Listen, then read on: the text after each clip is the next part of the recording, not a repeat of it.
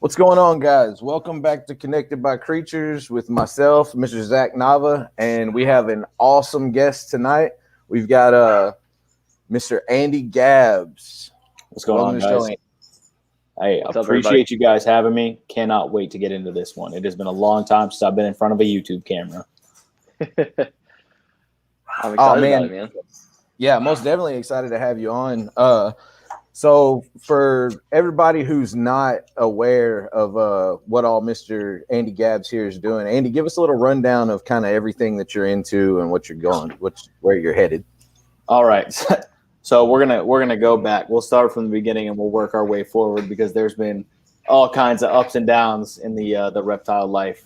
So started, I was a kid. Honestly, I have no idea where the whole love for reptiles came from because everyone in my family hates reptiles, aside from like one uncle, and he's my step cousin's dad. So he's like barely even my uncle. He had snakes, but I used to just love and go and catch snakes, and then that evolved and evolved until I got out to San Diego.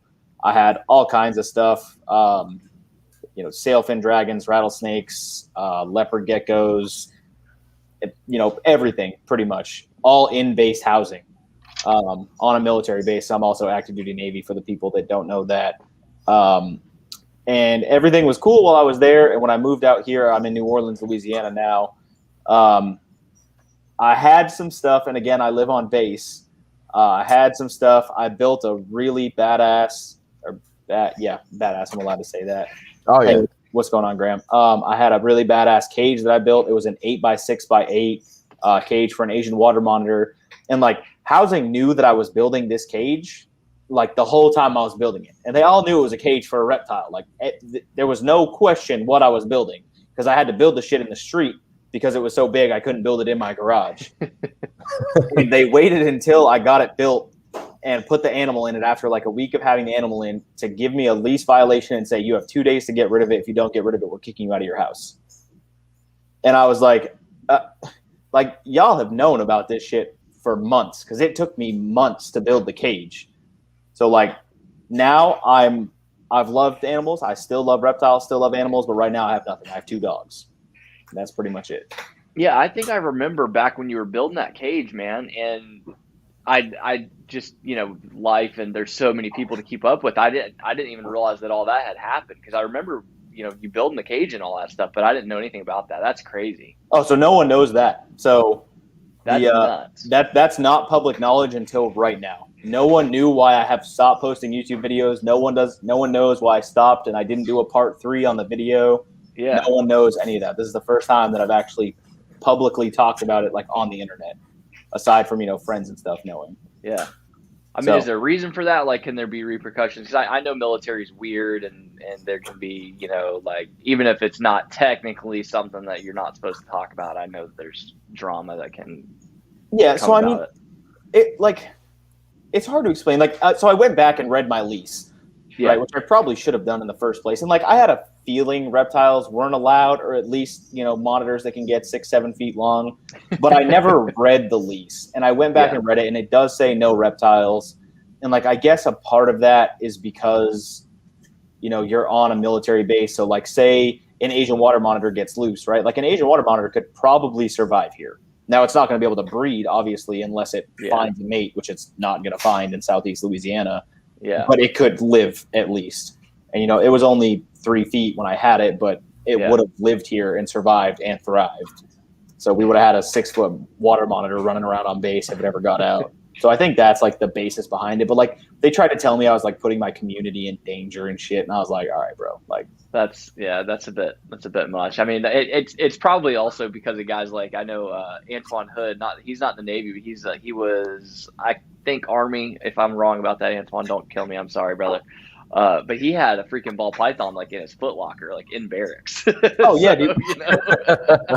Bro, when I was in Japan, there was someone that had a kinkajou in their barracks room. Yeah, I believe it. Yeah, in their barracks, and like everyone knew about it, and just no one said shit. It was just like a known thing that it was okay. But like, they already don't like me, so it just didn't help my case at all having all this stuff happen.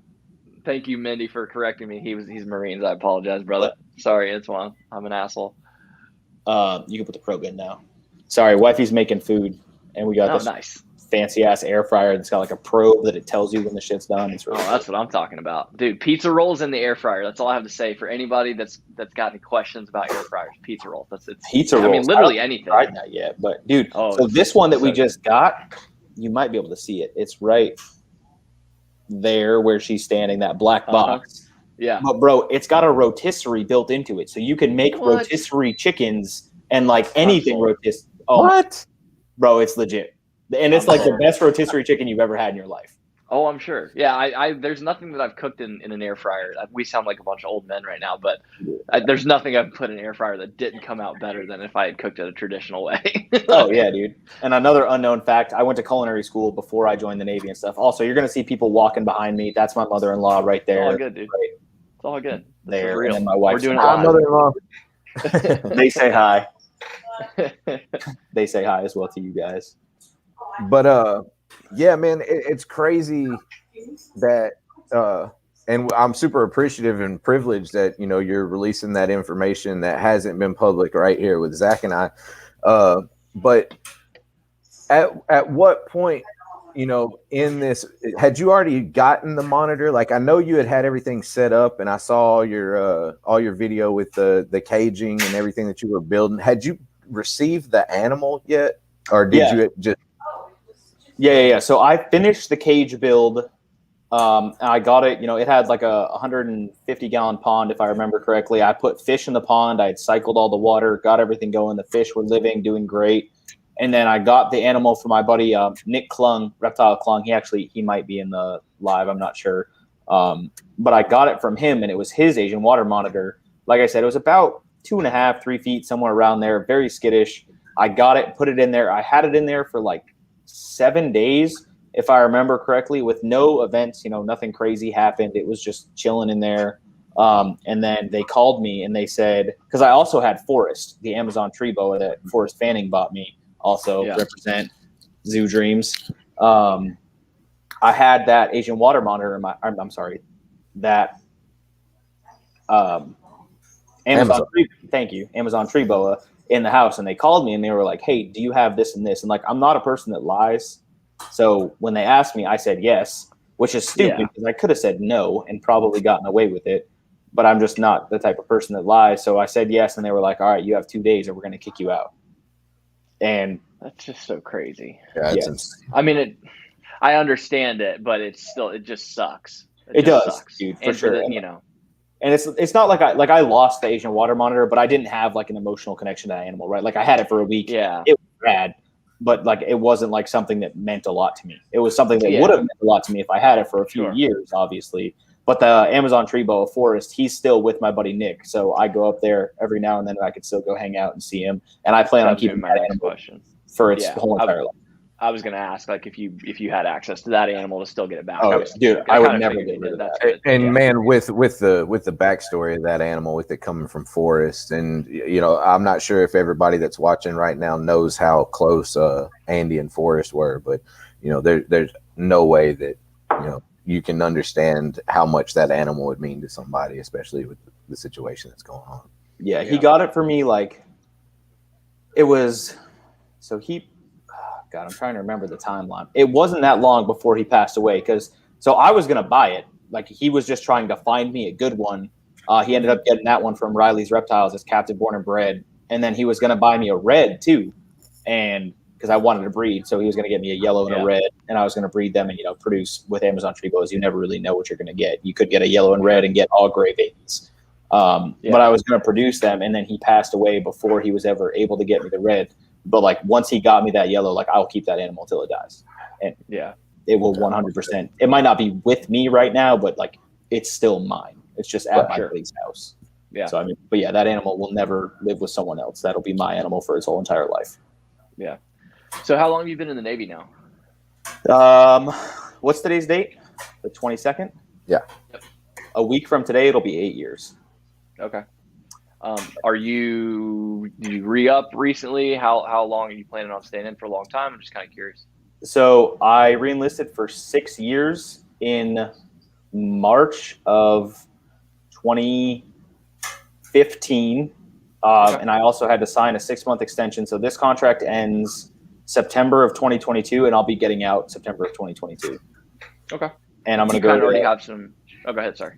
Oh, no, that's all right. I'm going to go to vet school. I'm going to be a vet. Very nice. That's awesome, man. Also, no one knows this. I'm dropping all my future video ideas right now.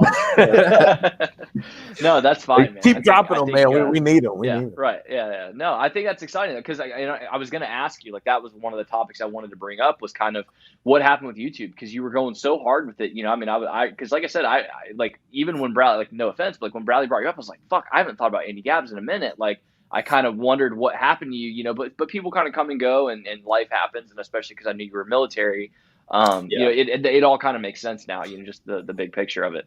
Yeah. I mean, so I'm excited to hear that you've got plans to kind of get back into that, man, and pick back up where you were. And cause you, like I said, you were doing really well. Like you were like on a pretty quick trajectory of growth, you know? Yeah. I mean, I definitely was. And like, honestly, and so the biggest issue that happened was when I was in San Diego, I had so many connections. Like me and Jay Brewer, right? Whether you like him or you hate him, he's got a badass facility that I could film cool videos at. I Am Thompson, right? I Am Thompson's got 1 million on Instagram. Yeah. We just talked the other day for like an hour and a half on the phone. He's got all kinds of cool stuff. His girlfriend Kay is big on Instagram. Like anyone. And they're great people, man. Like super freaking smart. Like he's a genius. Yeah, for anybody that like doesn't know anything about him, like outside of his social media presence, like he's got a freaking killer mind for just business and promotion. Like, I mean, it obviously shows. That's why he's, you know, grown the way that he has.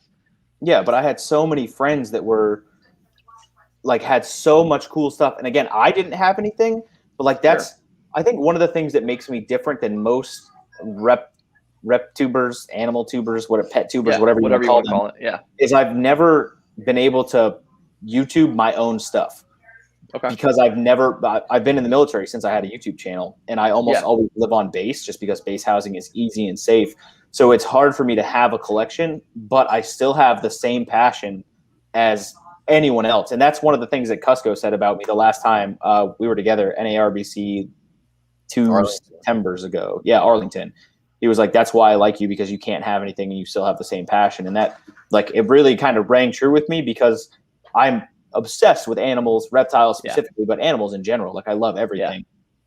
But the big killer for YouTube was I had all those connections in California, and then I got stationed in New Orleans, and like everyone would think like, oh my God, that's the reptile mecca. And like for wild reptiles, yes, it is. Sure. Like there's everything cool here. You know, I can walk, I live on base, and 100 feet away from me, there's a 6-foot gator that lives in a den right there.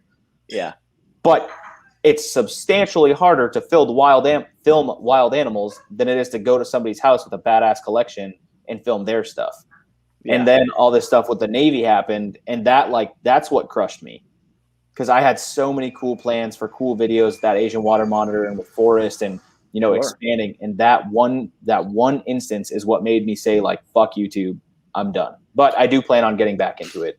I mean, it's hard when you have like such a solid plan laid out and you're already literally mid execution, and then it just gets completely the rug pulled right off from under you. Because I mean, not to mention like you had invested a pretty significant amount of just time and money into that. Yeah, I mean, because I remember like you because you had like the cage you had built out was awesome. It was insane. Because you had a bunch of the Universal Rock stuff set up in there and all that, right? Like, I mean, it was great. So to just have, like I said, have that rug kind of pulled right out from under you, I could see, trust me, man, I get it. Yeah, I sold that cage because, I mean, once the animal was gone, I was like, okay, I don't need an 8x6 section of my garage taken by a cage that's never going to have an animal in it aside from goldfish. Yeah. So I sold the cage. I think I took like a $1,400 loss on the cage, but the dude was going to use it for an Asian a pair of Argus monitors. So like when he told me that, and he was like, they're going to live the rest of their lives in this cage, in which they can, right? That cage is huge and they're not that big. Yeah. And I was like, whatever, like tell me the number that you can afford. And he drove out from either like Arkansas, Alabama, or Mississippi. It was somewhere close, but still far. Yeah. And he brought a trailer and everything. And I was like, tell me what you can afford and I'll work with you and I will make it way more than worth your while. It's like I gave him extra spray foam, extra silicone, I had bags of Reptile Prime from Parcheck that I used for the background. And I was like, I'll give you everything I have because I don't need it anymore. Yeah. It's just pointless for it to take up space. Yeah. Well, I'm excited to see you kind of pick that back up, man, and tell this story, you know, in long form and kind of break down all the details for everybody. And I think that'll be, you know, I think you'll pick right back up where you were at, man. You know, even not having access to those same connections as what you did before, I think you'll be fine. And I think a lot of that goes back to just what you were talking about, man. Your passion for animals and your passion for, because you know, you and I, we've hung out, we've met each other, and you're one of those type of people that you're definitely a go-getter. You know, like you know, just from being around you, the short amount of time I've been around you, like I've seen it in you to where like you have this little spark and like you're on it 100% and you go for it. And I mean, just that part of you is going to continue to propel you forward in everything that you do, man. And you know, it's cool to see somebody that, like you said, you know, you had this huge YouTube trajectory, like you were on a really good path, and then you get knocked down. But I'm not sure if everybody is aware, like you're killing TikTok right now. You know, like if you want to, I was just going to bring that branch up. into that. Yeah, dude, TikTok is it's been a great, like, don't get me wrong, I love it, right? There's nothing to complain about having whatever 450,000, 430,000 followers. It's rad. But like if you want the honest truth, I'd say having 430,000 TikTok followers is the same thing as having 10,000 subs on YouTube. And that's for one main reason, like people, like I would agree with that. Yeah, like merch, for example, right? Like I just released some merch, and I'm not plugging my own merch. Please don't take it like that. No, we want to put a link in to, like, you know, plug away. Yeah, if you guys want to, you can. But that's not the point that I'm trying to make. The point that I'm trying to make is like with 10,000 subs on YouTube, you can assume that you're going to sell, you know, maybe 50 t-shirts, something like that, because people want you. They want to help you. On TikTok, they see you for, you know, 8 seconds, 15 seconds, 20 seconds, and then scroll past you to one of their other, you know, 1,000 people they follow. So it's just not like you don't have the rapport with people that like subscribe to you on YouTube, because, you know, they're watching you for 10, 12 minutes. Like they're watching like Scarlett grow up. Like I have people that used to subscribe to me on YouTube that would say like, oh my God, you know, Scarlett's getting so big. She got another tooth. But that's not to say that I don't love TikTok, because I love the short. Oh, we lost Zach. I love the short form videos and being able to just create like super quick clips and stuff like that. And the engagement is great there too, because, you know, people love to talk. Like there's some videos that have 10, 20 million views on TikTok. I'm not sure what's going on with Zach. It removed him from it, but we'll get Zach back for sure. He might be having some type of technical issue, but yeah, man. So you and I were talking a little bit before we started the live, and you know, like you had said, there was you're having some issues. We got him back. Oh, there he is. Hey, Zach. I was segueing it with Andy into right before the stream started. We were talking about how he was having some issues as far as putting animals and feeding and different types of videos on his TikTok, and you know, he was kind of talking about some other ideas that he had, and I was going to kind of let him fill us in on all that. Okay, yeah, sorry about that, guys. My family just got home, so like 10 devices just connected to our internet at the same time, and I had to change to a different band. Anyways, yeah, no, that's the struggle that I deal with every day. Yep.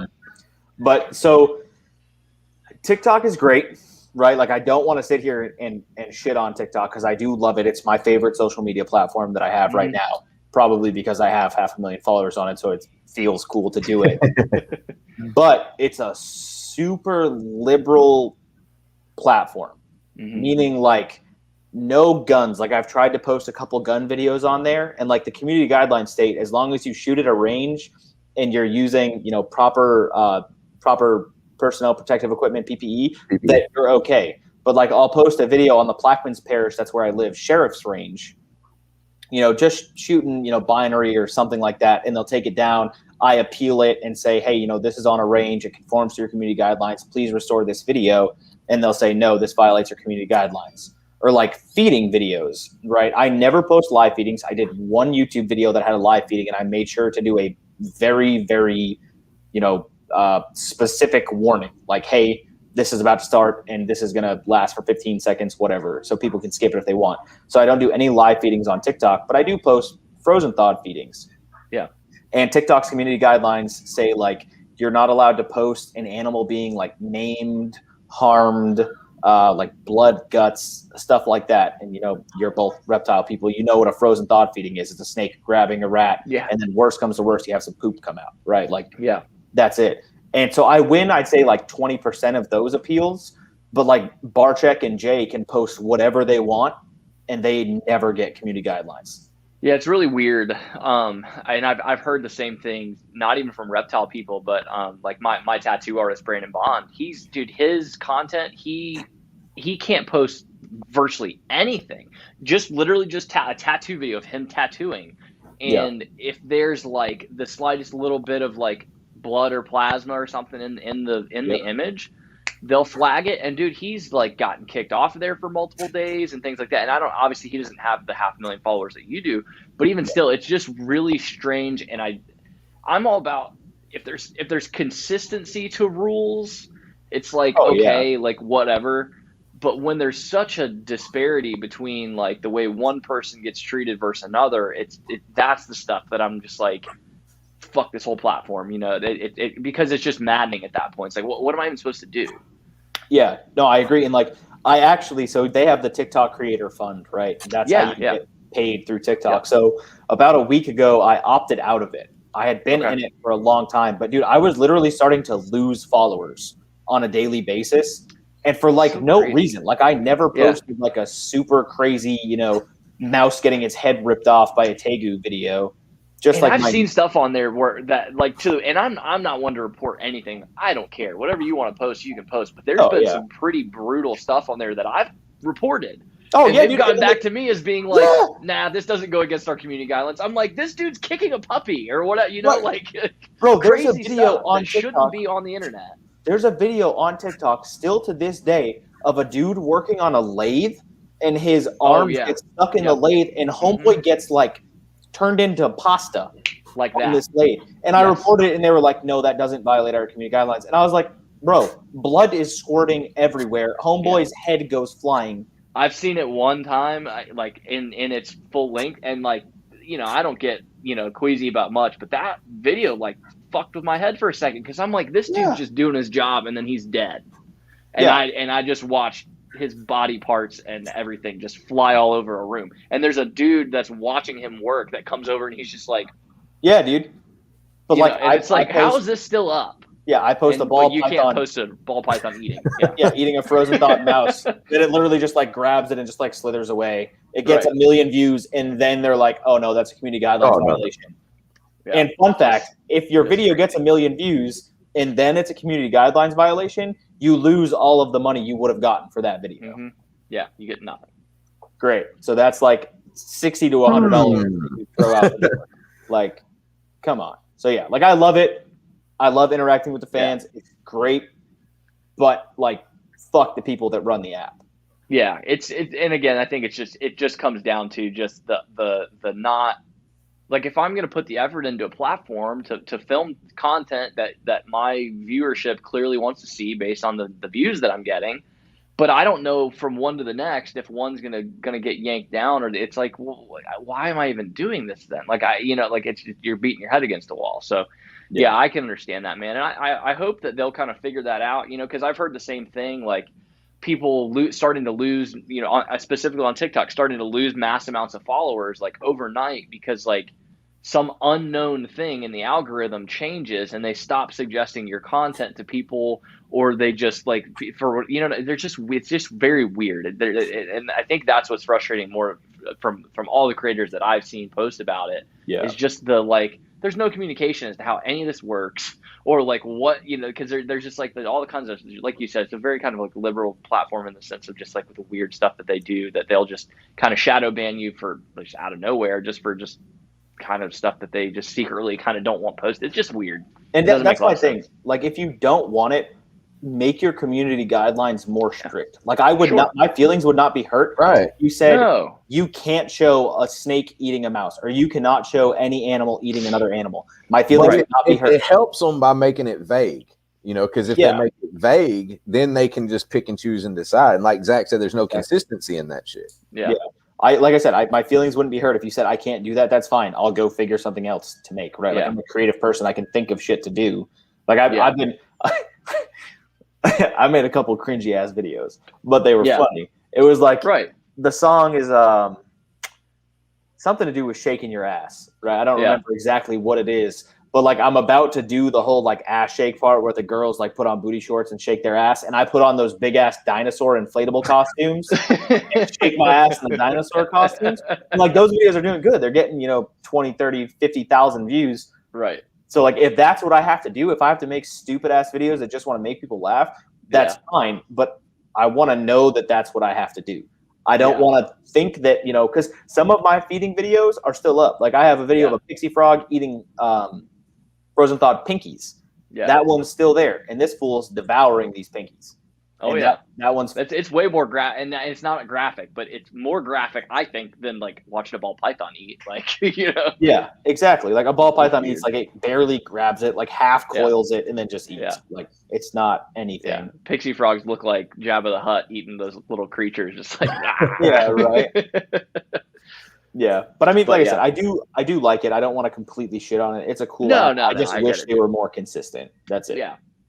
Yeah, no, but I was when Bradley mentioned that, I was like, it doesn't surprise me that he has that level of success on that platform, because it's a great platform. I've been preaching that to people for a long time, and I myself, should be doing more on there, because I was posting relatively consistently. I think I had one video that got like 83,000 views or something like that, and it was literally like me breaking down a block of Repti chip. But I think it was just like an ASMR kind of thing. Like people were just like, just enjoyed it for whatever reason. It was like 13 seconds long. Yeah. But like beyond that, then I'd like post something that I thought was super interesting, and it would get like 100 views. I'm like, it drove me nuts, But I know there's a lot of opportunity there. Yeah. So like, what's wild to me, like, in my opinion, with 400,000 or 430,000 followers, right? Yeah. Every video should be getting a minimum of 4,300 views, like almost instantly. Right. You would think. Right. That's 1% of my followers. That's not even 10. So I like a YouTube count, right? Yeah, exactly. So like I posted a video maybe 30, 45 minutes ago saying that I was going live on this stream, right? Doesn't have an animal in it, had great lighting, great camera quality. It's at 195 views after like 40 minutes. Yeah, which just tells you that the way their algorithm works, they're not promoting it. Even though you have that follower count, that level of promotion, it's just weird. And that's why I say it was always really strange to me, even as a consumer of content on there. I never really understood why certain things were getting targeted to me or pushed to my For You page. I'm like, this isn't even remotely relative. And then the people whose content that I really enjoyed, I would have to go and remember to go and dig that person's stuff out to see what they had going on. It's just really odd. Yeah. So I still think that's a really tremendous platform and has a lot of room for a ton of growth.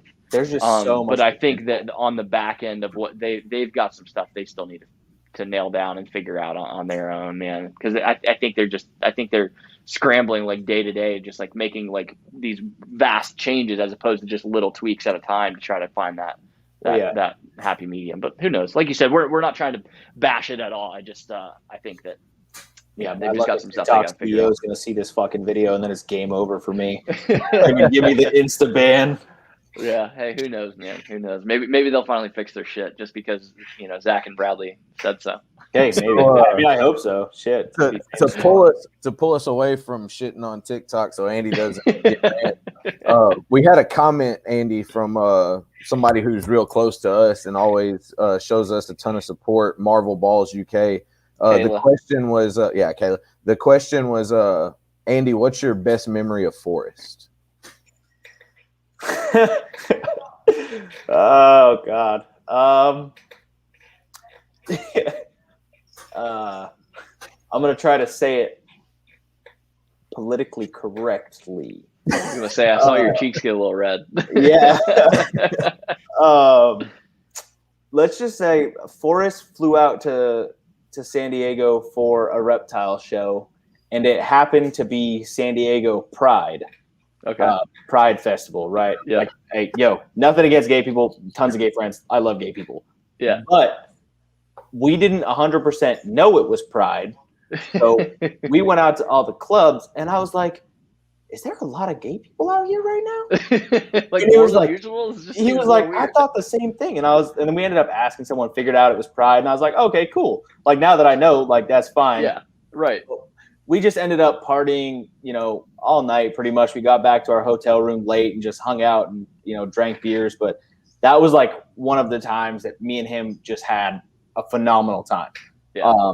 Another time, it was actually the night we met. Like, that's another thing. Me and Forrest haven't known each other for that long, or didn't know each other for that long. Like, we were only friends for like 2 years. We just became really good friends really fast. Friends. Yeah. Yeah. Was the San Diego Reptile Show. I can't remember what it's called right now. I'm drawing a blank. Pomona. I can't remember all. I was going to say the Reptile Show. Okay. That's where we met. And like, I initially met him like in passing at the show, and I was like, "Oh, hey, what's up, Forrest? Can I include you in the video?" And like, you can go back and watch that video. And he's like, "Oh, hey, what's up, Forrest? Blah blah blah." Blah, blah. And I was like, "All right, great clip, guy. Thanks." Really that's what I was gonna say. For anybody that knows Forrest, like, they would know that would have been a totally normal reaction for him to somebody that he didn't really know asking him to be on YouTube. I can literally picture it in my head, his exact like facial expression and like his tone. Just like, oh yeah, really sure. Excited to be here today at the Reptile Show. But dude, by the end of the night, the videos, clips of us in that same exact video, like 8 hours later, it's like, Andy Forrest, and like, that was another night. We just hang out and partied all night. And then that was the night that me and Cusco fought on the couch. Yes. Yeah. But yeah, dude, like, any time that me and Forrest were together, even when we weren't together, like just texting, like I saved all of our old text messages. We just always had fun. I loved everything about that dude.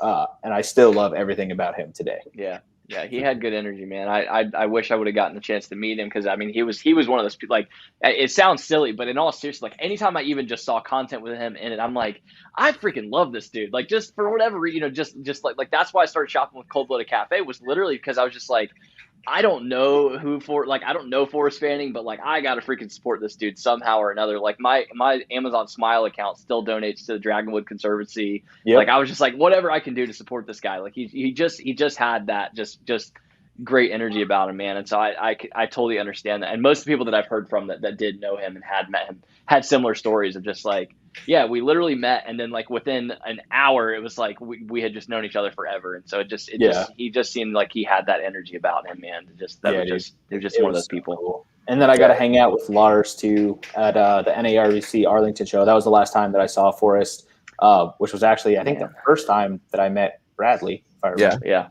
Yeah, the first time we met, and that was the last time we hung out. But I was able to meet his son, which was awesome. Sorry, I'm reading Feely's comment. Yeah, so was that. You're good. I have the stream pulled up on my Xbox. So do I. I can read comments. So do I. I've got it up right next to this. But yeah, I was able to meet Lars. I was able to meet Desiree. And, me and Desiree are still friends to this day. And it was. I'm very glad that they went to that, because if they didn't go, I had never met Desiree. So Desiree would have probably had no idea. Well, I mean, I know she knew who I was, but sure, but it wouldn't have been the same. Like, I don't think I would have been able to fly to South Dakota for his funeral unless I met her that day, because she saw that we were friends and stuff. And that was a whole nother, like, beautiful experience, being able to go to his funeral. I'm not crying. I'm not going to cry. But it was really cool. Yeah. And that was awesome. Forrest is a fucking awesome dude. Yeah. I kind of had that same experience with Forrest, when I met him. So it was at the NARBC Arlington the year before when we come down there, and like Cusco and I had went to the auction, NARBC auction, and like when we were leaving, there was a bunch of people that were having dinner right there at the table in the hotel restaurant. Yep. And it was a bunch of chondro guys, like a bunch of guys that are really into chondros. Yeah, they do that. They do that every year. Right, exactly. So you had Forrest and you had Patrick Holmes, who was on our show a couple weeks ago. Yeah, and so we just kind of walked up, and man, like I told Patrick when he was on here, like between Patrick and Forrest, dude, I was lost. Their conversation was way above my level as far as chondros. Like they were deep in conversation. So like we sat down, me and Cusco sat down, and like it turned into, we started having conversations about all kinds of shit, and like it, got real deep and real intimate real quick. Yeah. And like it was probably 2 hours later, like me and Forrest and Desiree and Patrick and Steven and Cusco, we were all just sitting around the table, like, arm in arm, like deep we love each other, deep conversation. Yeah. And like, man, Forrest just like, not only was he just super knowledgeable about everything, man, like that but he was just, once you kind of broke that plane and like, yeah, we're gonna be cool, he just fucking accepted you like real tight, man. It was awesome. Once you could break him out of the we need to talk about reptiles, I know fucking everything, like let's talk about the specifics of this single like gene and how it affected this gene on the other side of the earth. Once you broke through that level of nerd, Forrest was like the biggest fucking goofball on earth. Yeah, man. Yeah. Like I wish I can't even say some of the things just because of that's what I've always heard too. But, we had so much fun together, and it was because he was a big ass goofball. Like that's why we had so much fun, because like I'm a goofy person in general, but like just his level of goof is what made him the person that he was. And I was blessed to be able to know him, blessed to be able to be his friend. I wish we had, 15, whatever, I don't know how old I am, a lot more years to hang out and be friends, but I'm glad that I was able to know him for the time that I was. It was great. For sure, man. Sorry, my cat's freaking out. I'm gonna go pee real quick. Y'all can do your thing, talk brother. for 1 second. Sorry. Yeah, all good, dude. All good. So this guy's terrible. Worst guest we've had. Yeah, I don't know. Who the hell is this guy? I gotta get my shit talking in before he comes back. So guys, anybody in the comments, man, like if y'all have some questions for Andy, now be a great time for you to throw them up, so when he gets back from his intermission break, we can throw those out there. But also Zach, man, right now, while it's just me and you, in front of everybody, man, and everybody that supports us, dude, I just want to give you my condolences and let you know that everybody that's everybody's with you. And I'm not going to mention any names. I'm not going to say, but there's been people reach out to me today to make sure that, you're doing well, and to, if you need anything, let us all know. There's been a few, and I just want you to know that people love you, bro. I appreciate that, man. Yeah. Everybody's been really super supportive, and that's definitely made it a lot easier, just knowing that like having that validation and not being in my own head and just, second guessing, my decisions on stuff, and just having people tell me like, hey man, you really did do the right thing and stuff like that. So yeah, it's made it easy. All right, cool. I'm back. Sorry about that. Oh, awesome. No problem. All good, brother. So we were talking shit about you while you were gone. That's fine. Yep. Yeah. So also something else I wanted to kind of touch base with you. A lot of people have seen you in like one of your biggest YouTube videos was your bar check video. Yep. And I think I know the story, but I think the story of how you became friends with bar checks a pretty funny thing. And like I was gonna see if you could share that, because it's a great story. Yeah, dude, I had a feeling that was gonna come up. That comes up on pretty much any other YouTuber's thing that I go on. Is everyone wants to know that story, because it's super weird, honestly. So I had been a fan of Barchek since like 2013-ish. I don't remember the exact time, but somewhere around there. And I saw he was coming to San Diego. That's where I was stationed at the time. And I just hit him up on Twitter. Keep in mind, I was just a fan at this point. We'd never talked. I hit him up on Twitter, and I was like, yo, if you want to tour the military base down in San Diego, hit me up. It might make a cool video. And that was like genuine. That wasn't like I wasn't fangirl. I was a little bit of fangirling, but not It's like okay. and he messages back. Oh shit, I think we lost Zach again. No, he's there. No, I'm here. Oh damn, you were sitting so still. I was just frozen. So he hit me back and he was like, "Hey, I would love to. I just don't know if I'll have time." And I was like, "All right, cool. Like that's not a big deal. No worries." It came the time he was there and he messaged me and he was like, "Hey, listen, I'm not going to make it. I'm so sorry, but like stay in contact with me next time I come back. I'll hit you up and blah, blah, blah." And I was like, this dude is like really genuine.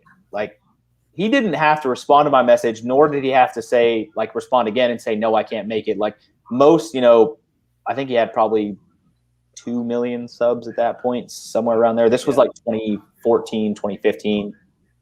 So I thought that was cool. He had and then he actually at that point, yeah. Yeah, so he hit me back up and he was like, "Hey, I'm coming back to San Diego. I'll be at the Pomona show. Do you want to come?" And I was like, "Oh yeah, cool." And this was when he was releasing Reptile Prime. And I was like, "Well, I want a bag of Reptile Prime anyways. It's a 40-minute drive. Why not?" So I went out there and this was the first time that we had ever met. Like we had talked briefly through Twitter and he was stressing the fuck out. And he was like, "Dude, I need to go get Noah, but I can't leave because this is my like release for Reptile Prime." And I was like, I know this is like really weird because like I don't know you, but I was like, I'll go get him if you want. Like if you don't mind. And he was like, his exact words were, "Are you gonna kidnap him and sell him in Mexico?" Something very similar to that. And I was like, absolutely. Like, yes, that was my original plan. Like the YouTuber's son can fetch good money. Right. So he said yes. He ended up texting Noah. I showed up and Noah was like, "Are you my Uber?" And I was like, "Kinda." Sorta. And like Kelsey was in the back seat and he was like, "Okay." And I was like, "What's up, man? Like I'm friends with your dad, kind of. Like we're friends-ish." And Noah was like, "We're Twitter buddies." Yeah, Noah was like, "Okay, sounds good." Drove Noah back and me and Brian, Noah, Kelsey ended up hanging out for like the whole entire day. I think we ended up going to dinner after, if I remember correctly. I don't know. We're talking a few years ago. I have shit memory. And then I think the next time we saw each other, I hit him up on Instagram or I texted him or something because I had his number at that point, which was also like mind-boggling to me that I had his phone number. And I was like, this dude just like gave me his number. Like I could post this shit on Facebook and I know that feeling. Yeah, and that happens all the time to this day. Like Jay Brewer, all these people just give me their phone numbers. I'm like, y'all are some trusting people. Like I don't even like to give out my phone number, and I'm not anywhere near the level. Have y'all met me? Have y'all met me at all? I'm irrational. Yeah. But so I hit him up and I was like, "Hey, I really want to come see the Reptarium." And he was like, "Bro, book your tickets. Just stay at our house. Like, no worries. We'll pick you up at the airport. Don't get a rental car. Don't get a hotel." And I was like, "Are you trying to kidnap me now?" Because like we've hung out at this point for like 4 hours total. And like sure as shit, booked the trip. Noah picked me up at the airport, went back to their house, hung out, had a badass time, recorded some great videos, and then the rest is history. I've gone to the Reptarium every single year aside from this year. Fuck Rona. I'm not allowed to travel anywhere. But yeah, that's pretty much the story. So I just went from regular old fan, and then a interesting set of circumstances allowed me to be one of his good friends, and we still talk all the time to this day. It's funny, man, how things work out, man. Yeah, that's exactly what I was gonna say. Because like I had met you, and you and I kind of talked and became friends and everything. And when I asked you to do this, and like we finally worked out, because just let everybody know, we've been trying to get Andy for a few weeks now, and stuff just didn't line up. Like he had some he always wanted to do it, always said he was willing to do it, and I appreciate that. But like he had some family things, and then he had his daughter's birthday, so we're happy to finally have him here. Well, when I went to Barczyk's place and everything, it was the same situation. Like when we were leaving, he was like, "Oh, let me give you my number." And I was like, and I bragged to everybody. I was like, "I got Brian Barczyk's number." Mm-hmm. I actually made a joke on the first episode of Connected by Creatures. I was like, when we get to 1,000 subs, guys, I'm gonna auction off Brian Barczyk's phone number. And I was just bullshitting. But when we confirmed everything, since I know that you guys are close, I text Brian and I was like, "Hey, I'm gonna have Andy on. I know that you're super busy, but just wanted to let you know." And like the messages that he sent back to me, man, like to have somebody that's so important in the reptile world, and somebody who is such an inspiration to me, man, and somebody who like he's so humble for who he is. Like, you know, he has all reason and all credibility to just blow somebody like me completely off. And like, I wouldn't expect him not to. And like, he sends me a text message, and I sent it to Zach and showed him. It was like, congratulations, Andy's a great guy. I hope y'all have fun. And then he's like, I love seeing you do big things. And like, dude, like that's insane to me. Like, this guy's so humble and so caring, man. Great guy. Yeah. That's how it felt to me too. Because like when I asked to come out, I was 100% ready to get a rental car, stay at a hotel, and you know, go to the Reptarium when it was open. Yeah.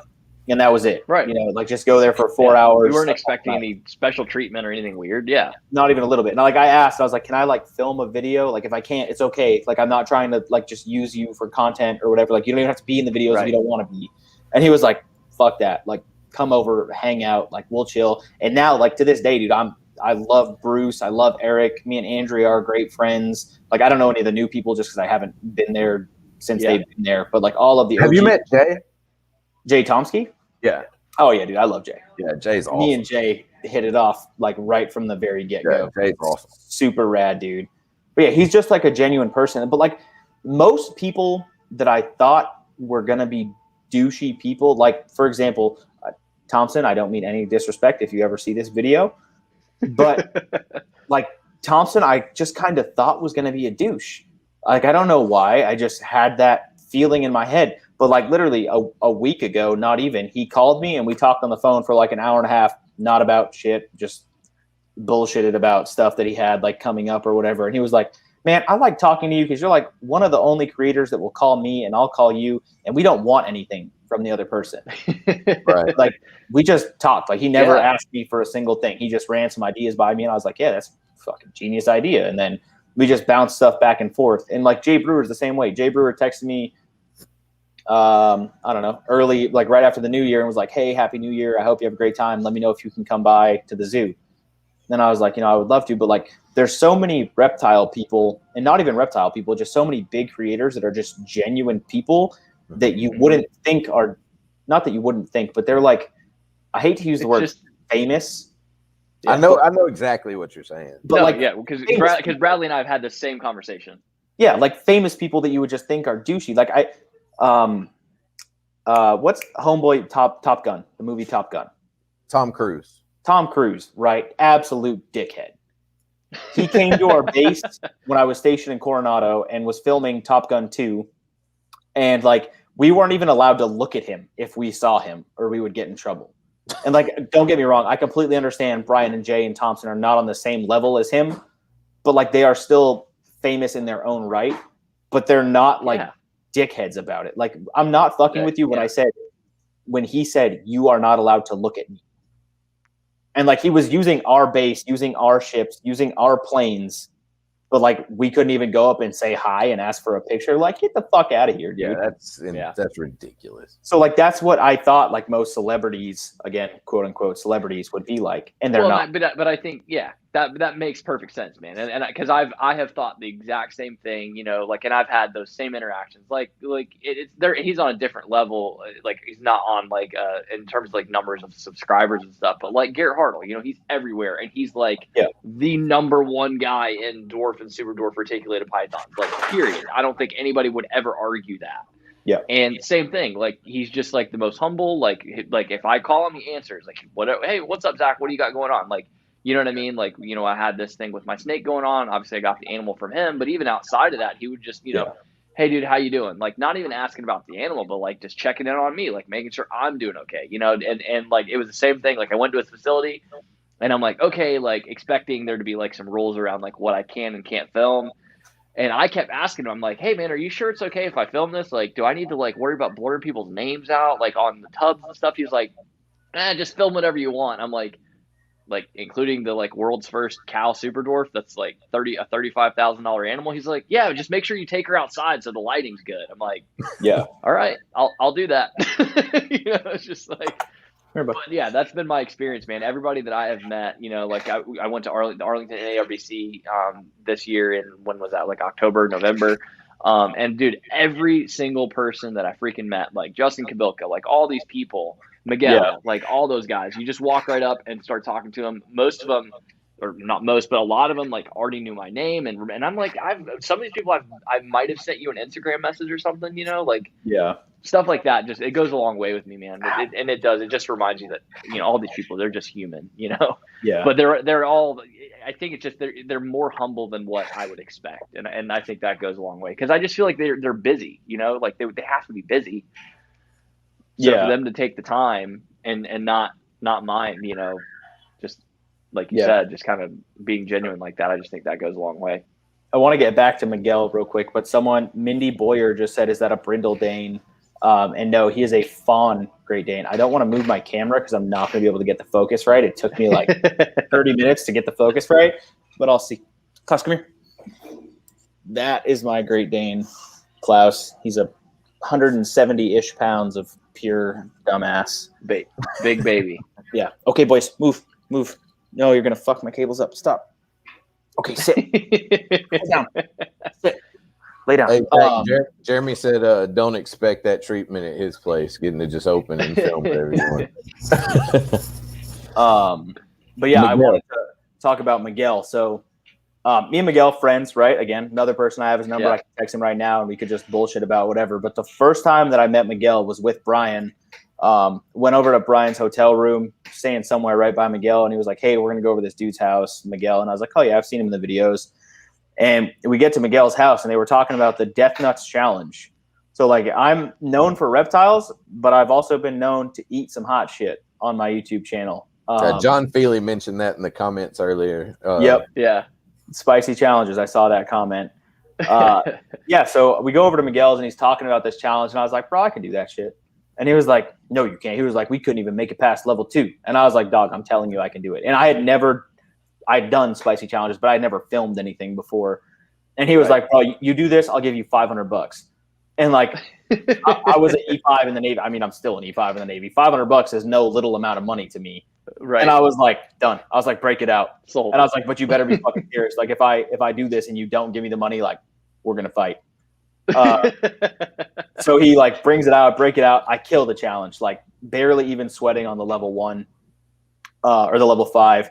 And he was like, "Oh my God." He was like, "Turtle, go get the money." Straight up, dude comes down, gives me $500 cash. I went and got my first Loey Lane actually gave me my first G7X because she had a broken one. But I used the money that he gave me to fix the camera screen on it because the screen was broken. Also, thank you, Loey. I love you. She gave it to me for free. Also, another great creator. She's super cool. And then that's like what started the whole spicy thing because he was like, "Dude, do that shit because people want to watch you in pain." And that's like some of my biggest videos on TikTok and YouTube are me getting bit by shit. Like I still have scars. Is that the right arm? I don't know. This camera's flipped, so I don't know. That is the right arm. Yeah, you're good, man. So I don't know if you can see it. There's scars somewhere right here from me getting bit by an emerald tree boa in the bicep, an adult emerald tree boa, and it grabbed, latched, and just hung on. And that was the most painful bite I've ever taken in my life. People always ask me that. By far. For sure, man. It's really funny that you bring that up because I just watched Barczyk's most recent video that came out this morning, and he's showing that they have like the longest teeth of any non-venomous reptile for anybody that doesn't know, or for non-venomous snake. Yep. And he was talking about that, showing it in a video while I was eating a rat. I mean, they're like probably close to a half inch long. Oh, it's not more. Like the next day, or like an inch and a half. Like like they're massive. And then he shows like a shed tooth had come out in the enclosure, and he's shown how big it was. I was like, I mean, I knew they were long, but I didn't realize they were that freaking big. So yeah, that's a gnarly bite to take from an adult. That's a hell of a spot to take that bite too, bro. And it was just because I was being stupid. I was at a local reptile shop in San Diego called Triple L Reptile. You actually might have heard of it. They're a pretty big shop, but they're still their main area was right down the street from my house in San Diego. That's cool. They were like, "Oh, do you want to mess with this for a video?" And I was like, "Hell yeah, let me just get it out and work with it first." And I was like holding it, flaunting all around, and it grabbed onto my arm. And like, I can't even tell you what it felt like. It felt like getting stabbed like a whole bunch of times. And then it latched and it wouldn't let go. And my arm was purple from like here to there for like 2 weeks. Dang. Because like that shit tears muscle fiber. Like, oh yeah, that's what I was gonna say. I mean, that's rough, dude. Holy cow! It was a gnarly one. That's the most painful bite. That's When a people really ask me, not good spot. no, dude, it's so sensitive. Like I have a tattoo like in there, Yeah, I and was like gonna say you and I both like have tattoos like up to Yeah. our armpits. yeah, and like that shit hurts. But dude, that Uh-huh. pales in comparison to what that snake. Oh bite yeah, felt. because you're talking about actual muscle trauma. Hey, before we go any further, I just want to say how we all just looked like the bushwhackers from wrestling. We were just fucking. Yeah, but yeah, dude, that shit was rough. I mean, don't get me wrong. I let Barchek's like 3-foot alligator bite me. That really hurt too. But it like Oof. nothing in comparison to having that emerald Yeah. bite me. Yeah. So that's the other. Like I said, your having next one is seen, gonna looked be at a those crop teeth just monitor. today. Wait, I'm sorry. Both of you Oof. talked at the same time. I couldn't hear. No. Go ahead, Riley. I said your next one's going to be a croc monitor, right? Mm-mm. Dude, so like my thing is, I would do it honestly. Like if as long as someone's No. filming, like I'm not gonna do it. Dude, Just you would do it, and like I know that it would have to be a small one. Like I would never let an adult croc Ask- monitor bite me because like they'll tear like ligaments and shit. Like I you was know, gonna say fucking you're hearing gonna about it. lose a chunk of meat. You're gonna Yeah. lose a chunk of meat. Yeah. Even But a like baby might lose a chunk of meat. yeah, but like a smaller one, I would do it for the video. Like I don't care about pain. Like that's like these spicy challenges. Like I'm no different than anyone else with spicy food. Like I don't have a Sure. high tolerance for spicy food. I just have Yeah. a high tolerance for the pain that Yeah. comes along with it, and I just suck it up. Like the only hot challenge that I've ever done that I failed was the Tube of Terror, which is 13 million Scoville units, and that's like I think a jalapeno is like 20,000. So if someone wants to do the math in the chat, I don't know what that is, but it's a fuckload hotter than a jalapeno, hotter than a habanero, hotter than a ghost pepper. Ghost pepper rings in at like 2 million. So it's 7 times hotter than a ghost pepper. I mean, the Carolina Reapers aren't even nowhere near 13 million. Like, no, they're like 3, I think. Yeah. And now, so another cool thing, random fact, I guess, to throw in there since we're talking about hot stuff. Do you guys watch Hot Ones? Yeah. Oh yeah, I was just gonna say the hottest thing I've eaten is I have some of the Last Dab in my fridge outside, and I've had that. So I don't remember the exact. Which one do you have? Oh, do you remember the one that you have?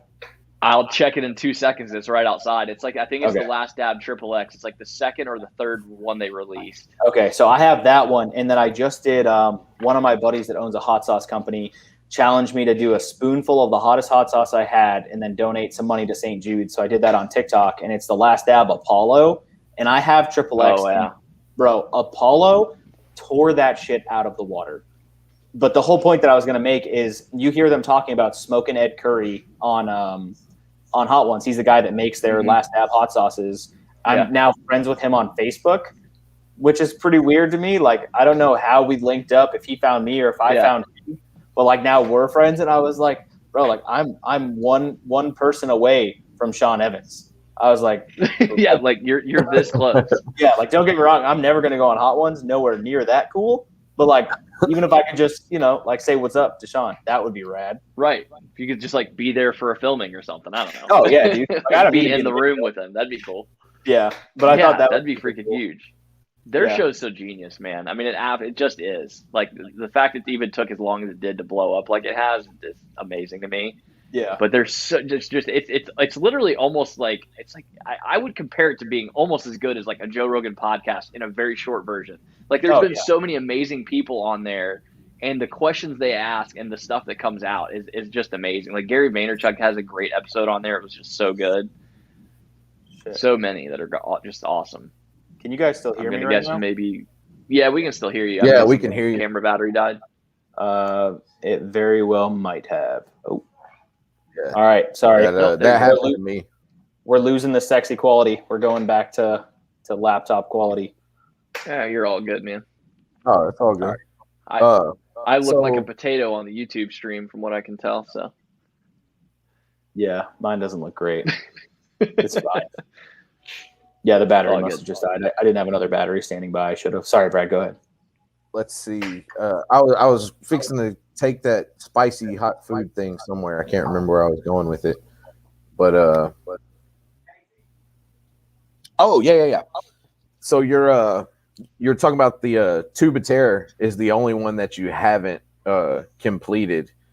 Yep. Is it something you're gonna attempt again to accomplish, or you fuck that thing? No, dude. I almost called 911 after I did it. Like Like I'm not like that's not a joke. Like I thought my throat was closing. It was that hot. And like there's people that have done it, but again, I'm not someone that has a higher tolerance for spice than the normal person. I just have a better tolerance for pain. So I can suck it up when it comes to it hurting. Like I've seen people do it, like LA Beast did it and he killed it.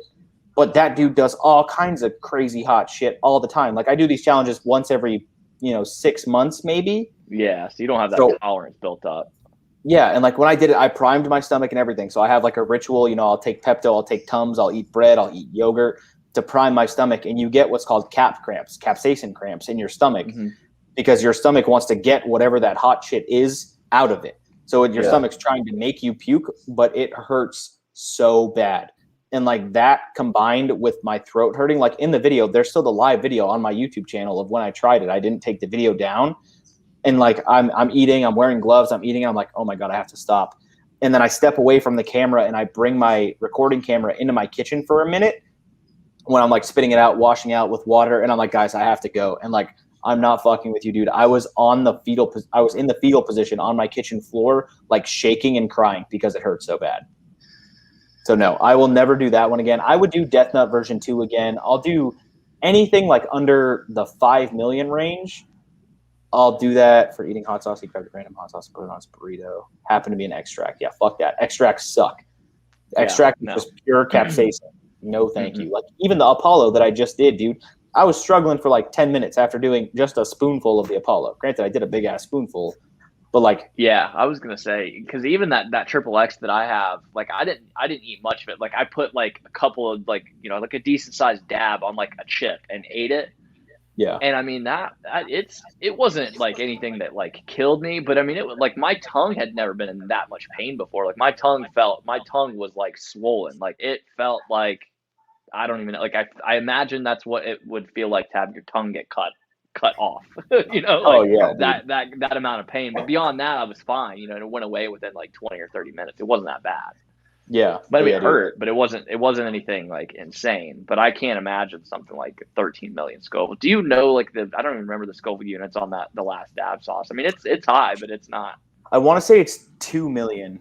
I want to say it was I knew it was over 1 million, but I don't think it's anything like it's nothing like that. I want to try some of those things like the Death Nut and stuff like that because I like you said, like I don't do super super well with a lot of hot stuff, but I can deal with a pretty decent amount of pain. 2 million plus. 2 million. Okay.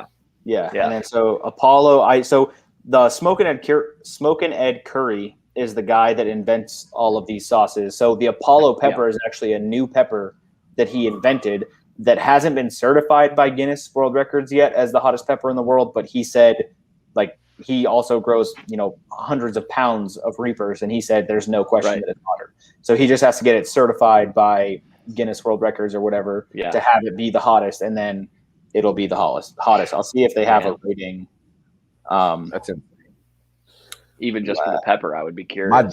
My dad loves all that hot shit, and like he'll eat, the Moruga scorpion. He grows the scorpions, and he'll eat those, and he's just like, and like, I can't do it. Like, I mean, if it's a situation, like that where it's like, I gotta out tough this guy, or I gotta make my point.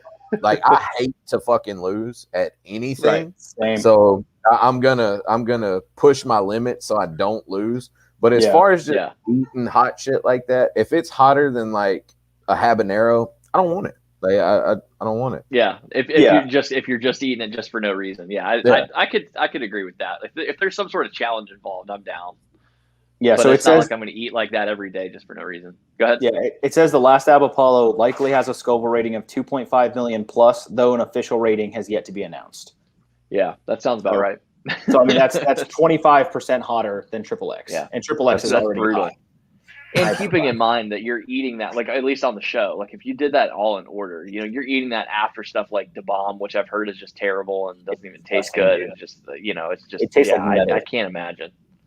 I think I might have that in my fridge too. I just give that to people that I like want to piss off. I think that's kind of the point of it, and that's totally also why they leave it where it's at in the order, because it's like 3 before the end, and it's like they're like, oh, by the way, this is actually kind of the worst one. At least the last Dab XXX still actually tasted really good. I actually like enjoyed that sauce. Oh yeah, Apollo tastes and great. then it hurt. Yeah, Apollo tastes great for like 4 seconds, Yeah. and then your Right. mouth is just so hot that you can't taste anything anymore. Yep. Buddy, I love Yeah. you, but I can can't you imagine leave me doing a alone? spoonful. Leave me alone. Just trying to get some of that whiskey. I know. God. Oh yeah, so we're supposed to do. I don't know if you guys were going to segue into this, but I guess I'll segue into it. Let's go. I like it. You take over our channel. You got it. Song and movies, Yeah. right? Yeah. So what we do every week, we do either a band or a musician of the week, and it can be anybody from way in the past or whatever you're listening to right now. But yeah, man. So the first thing that we'll do is you just whoever you've been listening to or whoever you want to shout band of the week, musician of the week, hit us up. I need to look at our messages because I don't remember what it's called. I'm not gonna lie. It doesn't matter. You just go off the top of your head. Bang by AJR, dude. You've probably heard it on the radio. It goes like, now I'm gonna draw a huge blank. Pretend you know this song, everybody come hang. Let's go out with a bang. Boom, Oh, boom. yeah. I've definitely heard it. Yeah, Bro, Yeah. I don't know why, but I absolutely love that song. It's like such just a good vibe to the song. It's like happy, like the dude that's singing it sounds pumped up. And then at like one point it's like metronome, and then it starts playing like a metronome beat to the song. Bro, Yeah. that song's my jam, and my daughter loves it too. So we'll be like in the car and that song will come on. Yo, she's sitting in her car seat like jamming out like this. Like it's the cutest thing in the world. It's just such a good song, such a good vibe to it. I love it. That's great. Yeah, man. Anytime that you have something like that you're listening to and your kid gets into it, because like it's funny, man. With my daughter, she's old enough now to where like she has her own taste in music, and a lot of the stuff that she listens to, like I don't understand it. Like, and I mean, but I don't give her any shit about it. Like, because I know when I was a kid, my parents hated the stuff that I listened to, and we'll sit in the living room and she'll pull up YouTube videos, and like Lainey's all into like animation and drawing and like and she's really good at it, and she's started her own YouTube channel where she makes these like stories where she it's like she takes screenshots of her phone changing the character's position, so she animates through stop screenshot. animation. Yeah, that's cool. Animation. Yeah, stop motion. And and she's put up like her first 3 videos or whatever, and one of the videos that she put up, like her idol, this girl that Lainey's been watching forever, commented on Lainey's thing, and like, dude, you couldn't tell Lainey shit that day. Like she was, right. And I mean, yeah, man, exactly, because like like you were mentioning earlier, you got Tom Cruise and these guys that are on a certain level, but like YouTube celebrities are the like when Lainey first met Brian Cusco, she thought that, she was meeting Brad Pitt or Tom Cruise, so for her to have one of her favorite YouTubers comment on her video, man, it was awesome. But anyway, in the sense of that, my band of the week I'm going to go into is somebody that I haven't listened to a lot recently, but somebody I listened to a lot when I was younger, and it's Linkin Park. And nice. the reason I actually just changed it because of what Andy said about his daughter dancing. Linkin Park has a lot of like in their videos and stuff, like they're real animated and have a lot of crazy stuff going on. And we were driving back from my mom's house one day, and I had my phone hooked up, and I hit next, and it came to the song "Breaking the Habit" by Linkin Park. And never would I expected Lainey to know the words to a Linkin Park song, and she's just in the back, don't know what's worth fighting, just killing it. And like to have that little moment where your kid's into the same shit that you're into, man, I feel that. That's awesome. Yeah. Can I say one thing too before Zach goes? Yeah. We're talking about like animated or like people that use creators, musicians that use like animation. One of ones that I showed Scarlett recently was the Gorillas. Oh, Lainey's obsessed with the Gorillas. Dude, so cool. The way that they animated all of their videos, like how they have characters assigned to each person, like That shit was super cool. I don't remember what song I showed Scarlett, but I showed it to her, and she was not only like watching the video, like enthralled by the video, she was also sitting there like kind of jamming a little bit. Yeah, and I was like, I want you to grow up with like these artists. Like, don't get me wrong, I like the new age people, right? Like, I fuck with Katy Perry. I even like 21 Savage, like all the new age like mumble rappers. Like, there's a part of it that I like, but at the same time, like I wanted to grow up with like Disturbed, Limp Bizkit, you know, Rage Against the Machine.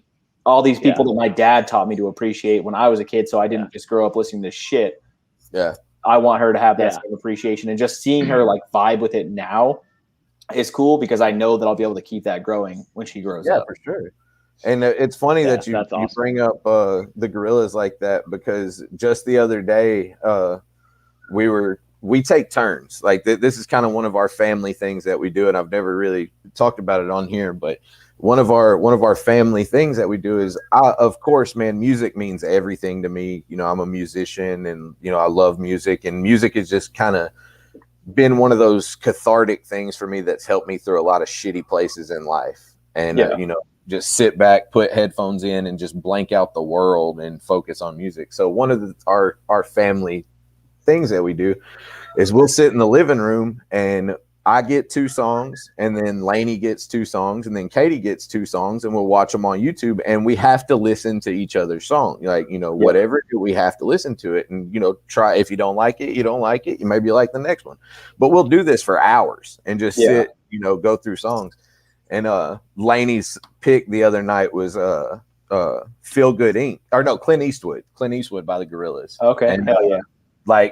And like you said, I remember when like those songs came out, I was either in high school or maybe college when, you know, the Gorillaz first came out. And like, I remember seeing the videos and thinking they were cool, but I never went no further into it. Like Lainey was naming off all the characters. She's like, Dad, that's Murdoch and that's this. And I'm like, that's cool. And she was like, and did you know that the rapping part in this song, like when they do it live, they always have to, you know, have different rappers do it because the guy, and I was like, you know so much about this stuff, and I would never expect it. So that's badass. You're gonna make me have to watch some Gorilla stuff and get back into them a little bit after this, man. I say, because same thing. Like, I remember them being out, and I always liked their music, but like I don't think I ever like owned any of the CDs. Like, I never really like went fully into that stuff. But I'm gonna have to dig them back out and go through some of their discography for sure. Zach, you know that you and Lainey are on the same plane. Like, Zach and my daughter it's so here. Funny. Because they both love My Hero Academia, and like my daughter and Zach connect on everything. So if Lainey's, you'll definitely have to check them out.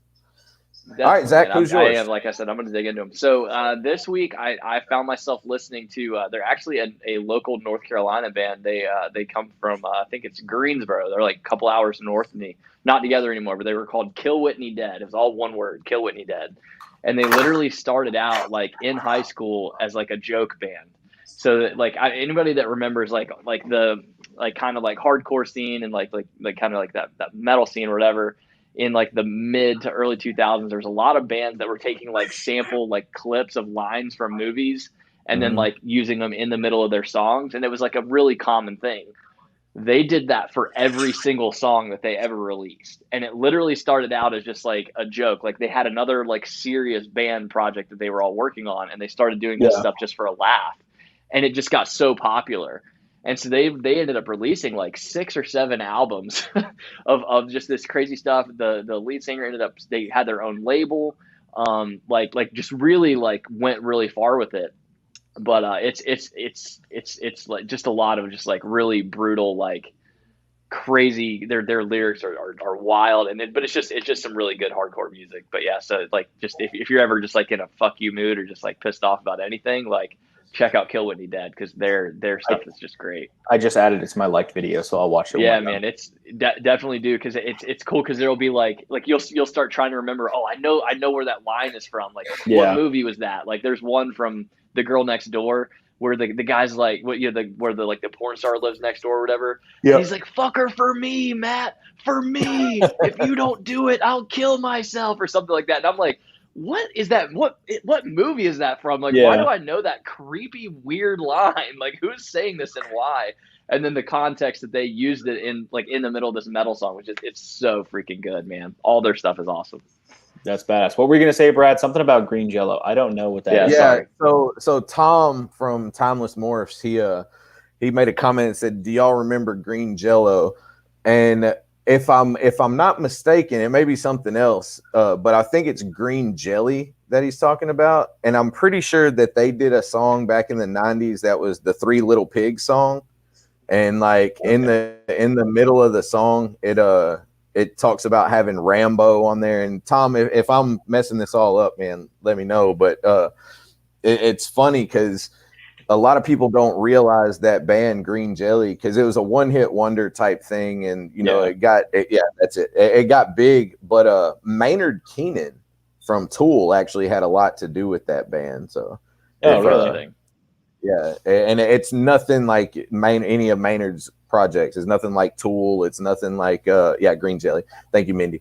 They're together, Timeless Morphs, Mindy and Tom. So appreciate you guys. But yeah, it's nothing like Tool. It's nothing like A Perfect Circle or Pussifer or anything like that. But Maynard actually had something to do with that band. So way to bring up some cool old shit from my youth, Tom. Badass, man. That's awesome. I'll have to check that out. I was probably about. And Jeremy, I added Swift to my list. You probably weren't even born yet, Andy. No, I was born in '94, so it was pre-'94. You might have been like 2, somewhere around there. Yeah. That's funny. Yeah, you're the same age as my sister. Hey, that's all right. I mean, you don't look that old. Nah, man, I feel great. You know, it's funny, man. I had somebody. Living. Shit.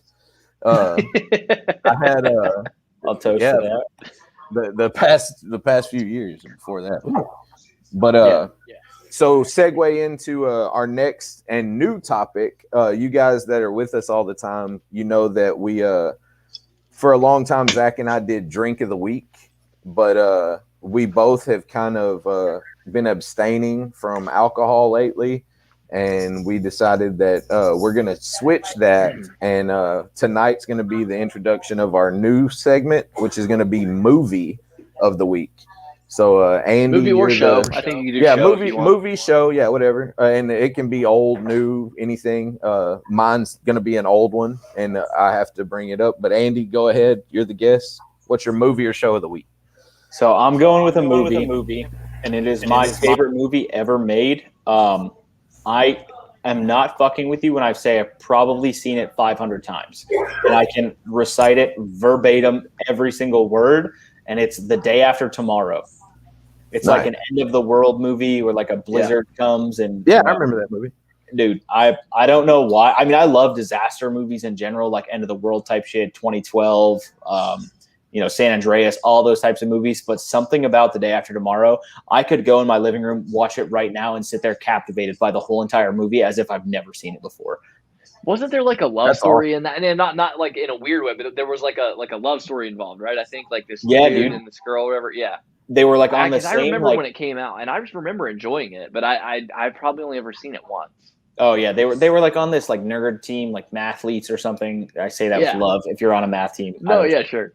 But like she was like vibing with some other guy at another school, and then they ended up getting together, and it was just super cute. They all lived. It's like a love story within an end of the world movie. Like I love the corny shit. Like I pretend to say that I don't, but when my wife is like, "Oh, do you want to watch like this chick flick?" I'm like, "No."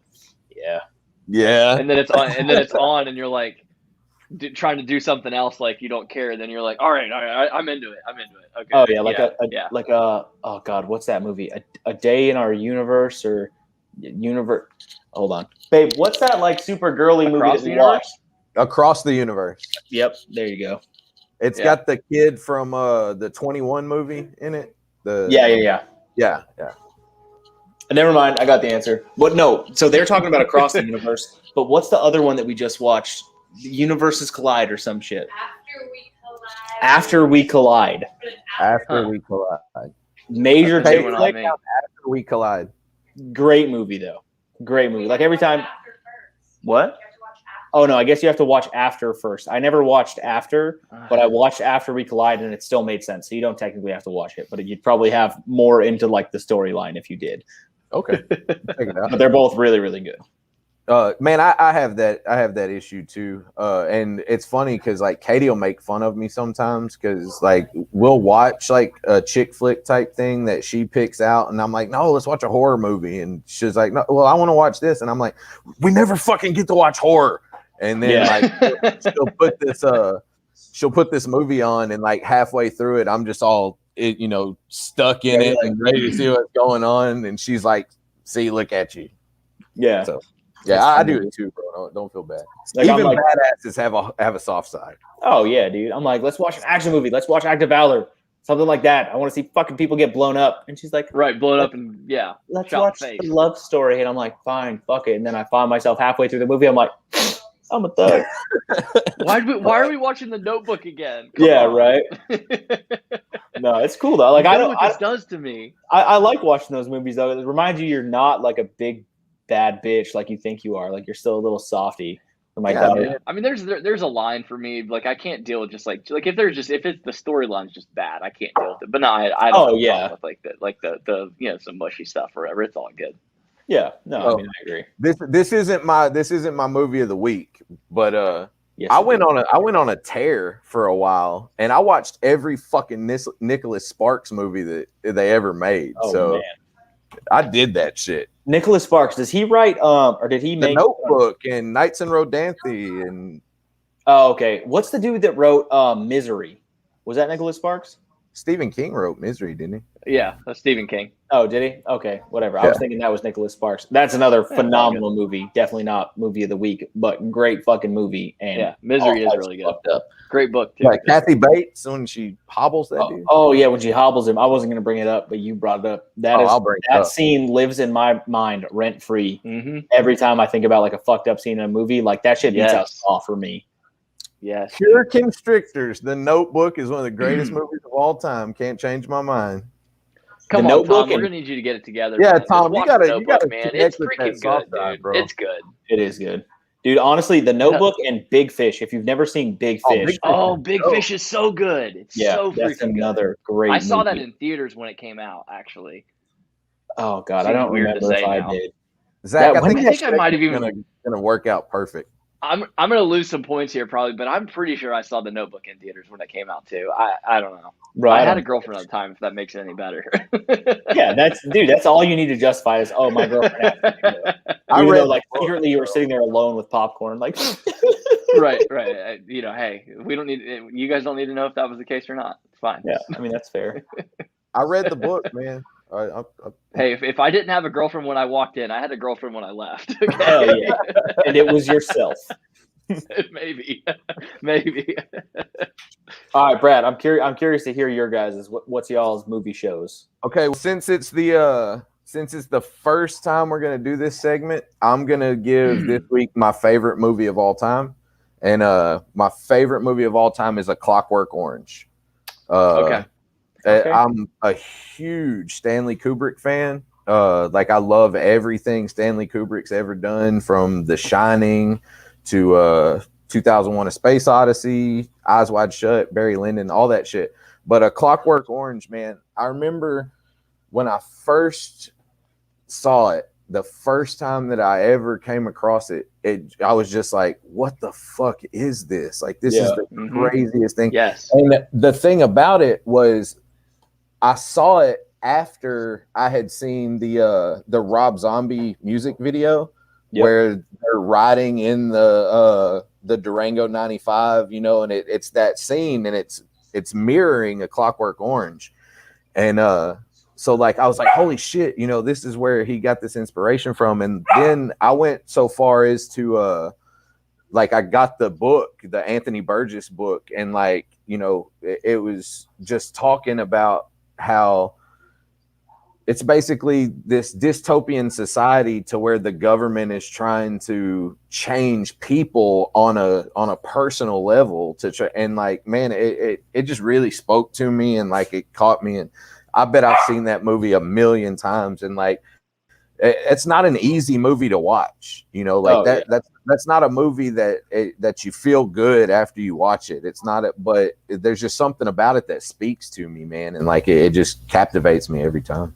Yeah, I need to watch it again. I haven't watched it in years. Like the last time I was probably in high school. I need to watch it again so I can probably appreciate it better now. Yeah. 'Cause the first time I watched it, I was just like, "What the fuck is going on?" Like, yeah, it's this shit weird is and it's long. everywhere. It's relatively long too, and like it is like I think anybody I've ever talked to, that was their initial response when they saw it. They're like, "What is happening?" Like it's just so confusing. And I think it's one of those you have to take your time to really pay attention and catch a lot of the little nuances and the little things that you might miss otherwise. And to that point, I actually haven't finished it because I'm such a like OCD and like anxious person that like if I miss one line of a TV show, I have to like rewind it because I'm like that one line might have been foreshadowing or hinting at something that's going to come up later, and then I'm not going to get the connection, and then I'm going to have missed this really like important like artistic note in this, and it might be just some dumb show, but like every little detail is important to me. And so I haven't actually finished The Clockwork Orange. I think I've watched it up to the point, spoilers for anybody that hasn't seen it, like where he's like in the corrections facility, like he's been arrested after killing that woman, and then I think that's where I had stopped because I was trying to do like 10 things at once, but I knew that movie's important enough to me where I'm like, I know I want to have every little detail down, and I don't want to miss anything. So I'm gonna have to try to get back to it and pick up where I left off with it so I can finish it, because it is really, really good, and I've probably started it and gotten to that point or close to it probably 10 times. So I've seen a lot of that initial stuff a lot of times. Yeah. Like that scene where they fight with those guys in that freaking old like music hall or whatever. Yeah, man. And they like saved that girl, but they totally didn't say, like, dude, it's just like it's like humanity in and of itself. It's just that scene. It's the juxtaposition of having this beautiful music to this violent ass scene, man, and like it plays on that dichotomy of people to where like you can have this crazy auditorial sound that brings you so much joy because it's amazing music, but at the same time you're being visually assaulted. You know? Like I love that. Literally. That's what makes Kubrick so badass. Like that. That's the depth of that whole movie. Just being able to like piece everything together and make it work. It's like, especially because it's two completely separate things that should not be together, and that's like usually when you have the things that work the best. Right. Yeah. But it's two things that just don't make sense. Yeah. What about you, Zach? Blow my mind. So I'm not gonna blow your mind even remotely. I'm gonna keep it simple, and I didn't put a ton of thought into this, even though it was like my suggestion for the category. But I'm just gonna go with the one I just was watching, and it was like one of my favorites when I was growing up because I had it on VHS. I must have watched it, like you said about yours, like probably 200 times. It was Hook, Robin Williams. Like that is like one of my favorite movies, like of all time, like from my childhood, just because I can remember having watched it so much. And I'm not gonna lie, like I couldn't tell you the last time I had watched it. And when I was in high school, Rufio was one of my favorite, like kind of like, I wouldn't call them emo, but like kind of an emo band. Like they were so good, and they had a song that uses that movie intro, which just goes back to what I was talking about with music, where so many bands were using clips from movies in their songs. But they had that whole intro. But I was rewatching it today because I was just kind of like, again, I came home and I was just like not in a great headspace. And I don't know, there was something about like just rewatching a movie from my childhood. There's just like a comfort blanket, I guess. But I was just like, man, I forgot how good this is, And obviously Robin Williams, just like he just brought something special to every role that he ever did, And so that movie just it's always gonna have just a really like a spot in my heart, man. Like I said, I've probably watched it hundreds of times, and then I said, just watching it again just now, it's like, this is so well done. And like I was looking because I was wanting to see one of the actresses' names, and it's like it's got like a terrible rating on IMDb. It's like 6 out of 10 or something like that. I'm like, this is ridiculous. Like, I'm sure I think it was like a Spielberg movie. I think like it's a big budget film, and the actors that are in it are amazing. There's so many big names. Roberts. Yeah, I mean it's just amazing. So that's mine for the week. Hey, I mean, everyone has their own thing, right? Like the day after I'll, tomorrow I'll again. try to have something more artistic and interesting next week, but I just love it. Like I said, the day after tomorrow is probably like horribly rated on everything because like it's not a great movie. It's not, but No. I don't know, just something about it just catches me every time. Yeah. Like right when I turn it on, the first scene, I'm like, oh my god, I love this movie. I can't wait to see how it ends. Sometimes I think it's more about like that, just like with music, right? Like there in little video games or anything that like there's something about it can transport you back in your brain to like a time. It might even just be something that was going on in your life, like a period of your life where you were really happy when you saw that the first time, and there was some connection that you made to something that goes on in that story that just really spoke to you, that made it enjoyable for you. And I think that's how it is for Hook with me. Like, when I was a kid, there's just something about it that was just, it was my happy place. I guess it still is because it just put me in a good mood watching it today. Yeah, dude, I'm right there with you. I mean, you guys have to, Zach, you'll be here, but Andy, you'll have to stay tuned because here this guy. Okay, but anyway, to finish my thought, I'm definitely gonna pull some crazy B movies out of my ass that y'all probably never heard of in this segment in the future. Oh, I'm ready. Yeah, but for Jeremy over here at Cure Constrictors, he just said, if you haven't seen Run, Ronnie, Run, just get out of here. I can't look at you. Okay, so Jeremy. I don't think I've seen it. I haven't seen it. Whatever you guys do, don't tell Brian Cusco that.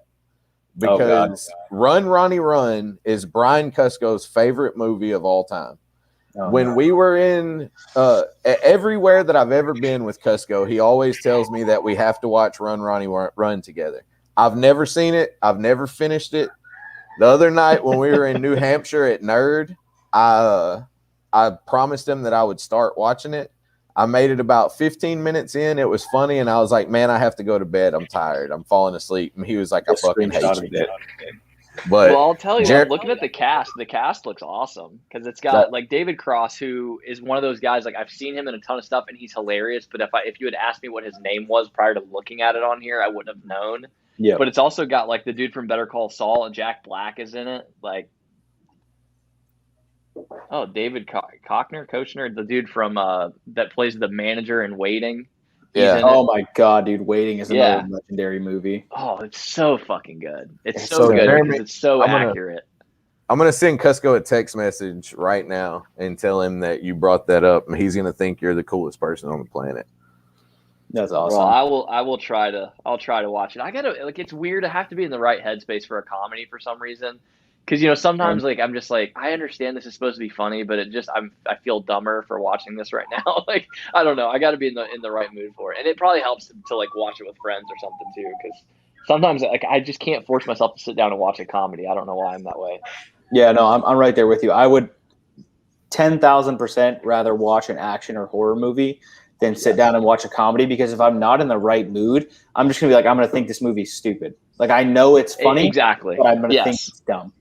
And I think that's the internet, man. The internet has broken us in terms of us laughing at stuff, and I don't know. Maybe that's just me. But I have those moments all the time where I'm completely straight faced, and I have this moment where I'm like aware that I'm not laughing at something that in my head I'm like, that's fucking hilarious, but I'm just like blank as hell. I'm like, what is wrong? Oh yeah, dude. I think I'm a sociopath. Yeah, dude. Even like this sounds dumb, but scrolling TikTok, that's like the new thing. Like that's what I spend so much of my day doing. And I'll see something and I'm like, dude, that is so funny. And I'm sitting there scrolling like, I know that's hilarious. Yes. But now that the connection's being made in my brain, but I am not actually. I think it's just because we're so desensitized to what comedy is and can be that it has to be next level funny to make you laugh, which sucks because that's just going to get worse. Yeah. Yeah, that's part of why I had to uninstall that app, honestly, because I found myself I had this conversation with Chris Eaton, actually, of Snakes and Batman podcast, talking about did someone say run? I had this conversation with Chris Eaton talking about just people's attention spans have gotten really short, right? And so even platforms like this, like there's still a ton of people that will love to come in and join us for these lives and hang out for an hour or 2 hours or however long, and I love that, and I'll do the same.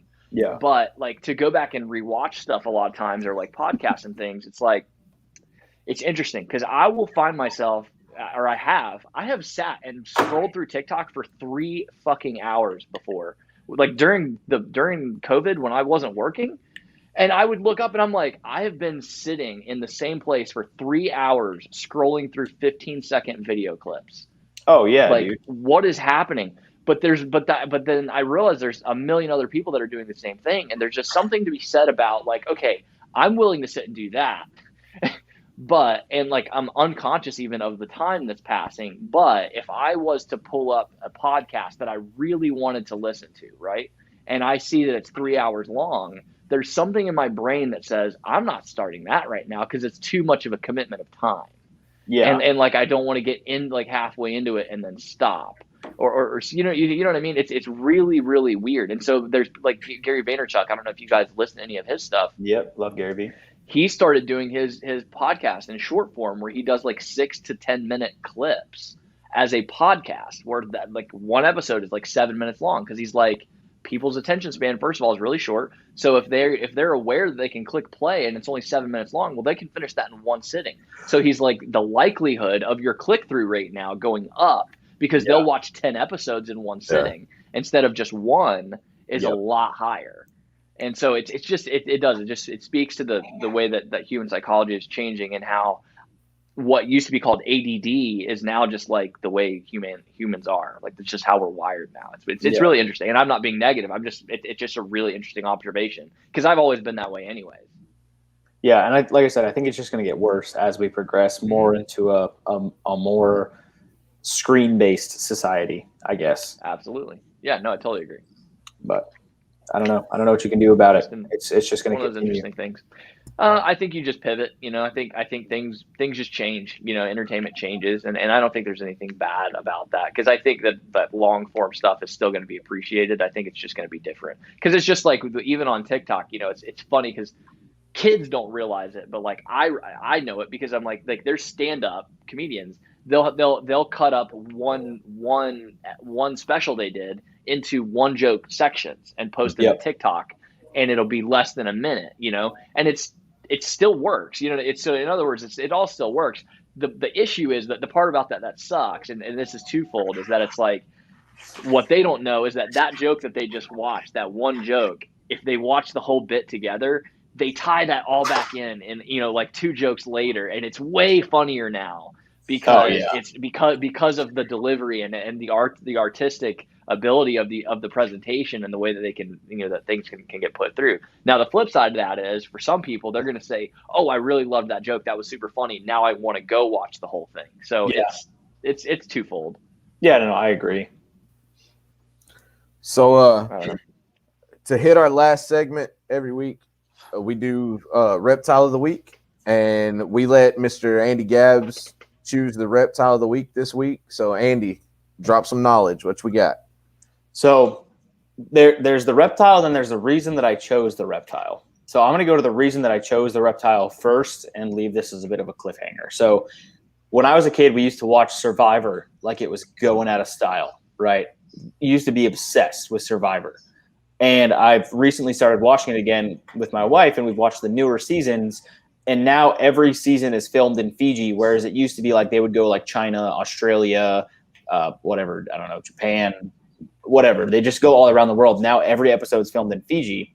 And we were watching it, and I was looking, and I was like, that's an endangered animal. But they would use the clip of this animal, like not the same clip, but the animal in the clips over and over and over again. And I was like, there's no way they're seeing this many of these. I was like, they found one of these motherfuckers and recorded it 50 different times to make all of these little B-roll clips. And it's the Fijian iguana. I've only ever seen a Fijian iguana one time in person, at least, and that's at the San Diego Zoo. I got to do like a behind-the-scenes reptile tour with their curator, and we got to see it, kind of get hands-on with it. It was super cool, but they're endangered, and I think they're almost on the border of being critically endangered, and it's just getting worse and worse because people are taking up space in Fiji, and they obviously don't care about these iguanas. I was going to ask if it was like deforestation. Yeah, I figured. Yeah, that's all it is. But it was just interesting to me because in Survivor, they showed it so many times. And I was like, there's no way they're finding this many Fijian iguanas. Yeah. And I went back and looked, and sure as shit, you can tell it's the same animal just by the pattern on it. That's so weird, though. Yeah, at least for like 5 or 10 of the clips, it was the same animal. And that's what I thought in the beginning, because again, I was like, there's just no way that they're finding this many on this one little tiny island that they use, unless they're island hopping just looking for it. But the producers of Survivor are not going to be like, okay, let's go find this Fijian iguana, because everyone that watches Survivor know what it is. No. Yeah, it was probably just like they saw, and when Bradley told me what the reptile of the week was, I was like, I looked it up, and I'm like, that's a beauty. I mean, they're gorgeous. For anybody that doesn't know what they look like, they're absolutely just beautiful. They almost don't look anything like any other iguana. Like, you can see the similarities, but like they're their own deal. Yeah.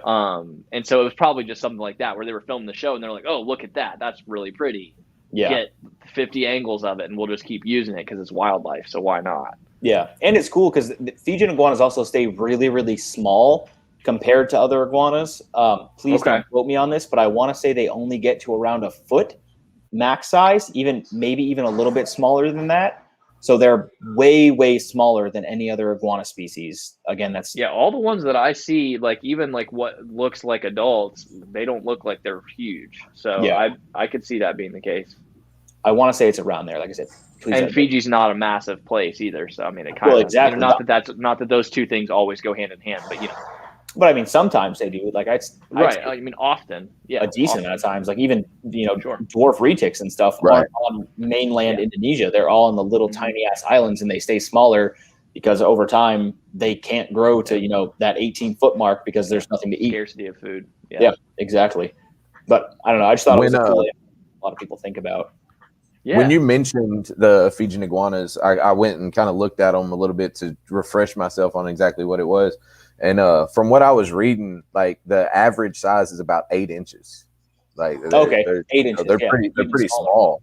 Yeah, but man, they everybody knows we have Athena, our green iguana, and they're to think of an iguana. I think that's what most people picture. You picture the greens or the rhino iguanas, because we see those a lot in captivity, or even like the Cubans or the spiny tails. But like these Fijian iguanas that he's talking about is they're beautiful little iguanas, man. And like it's funny to even think of them as being iguanas, but they're beautiful animals. Like some of the pretty, and I'm happy that Andy brought those up because I haven't thought about them in a long time.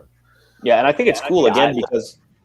Sorry, go ahead, Zach. Go ahead. No, I was just gonna say I wasn't even aware that they were a thing. I knew nothing about them until you mentioned them, so I'm glad you brought it up. Go ahead.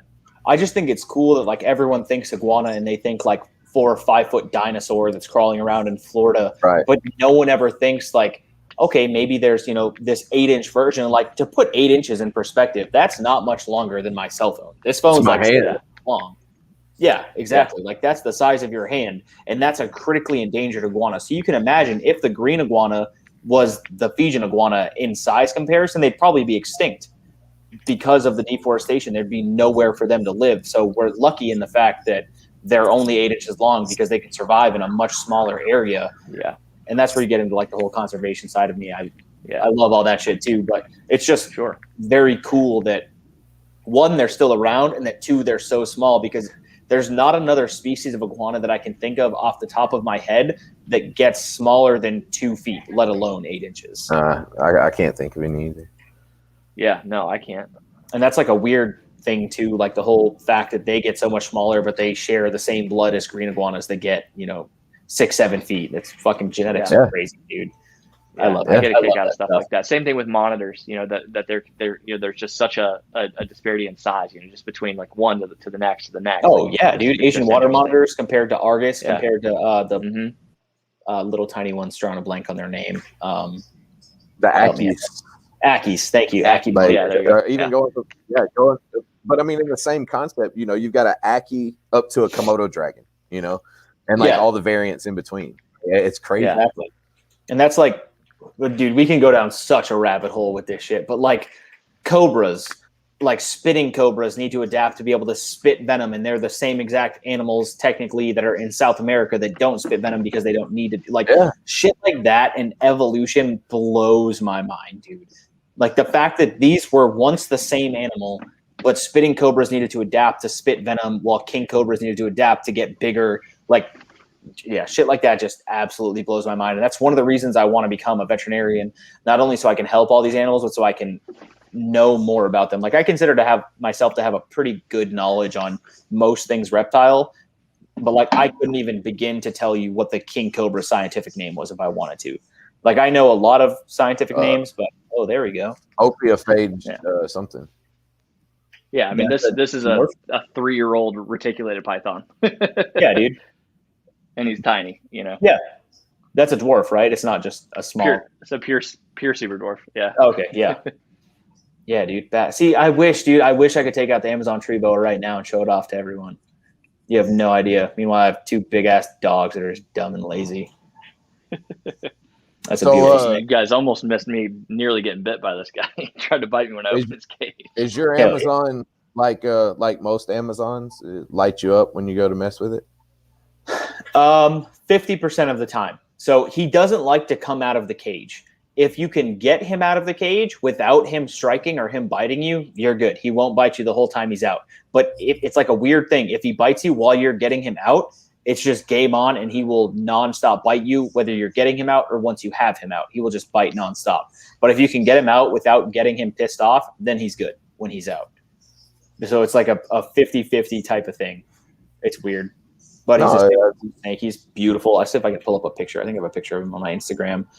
That's to me, like I love that kind of stuff. Like the same way that we were talking about how, you know, the evolutionary change in this animal does. Like I love how you can have 2 animals that wow.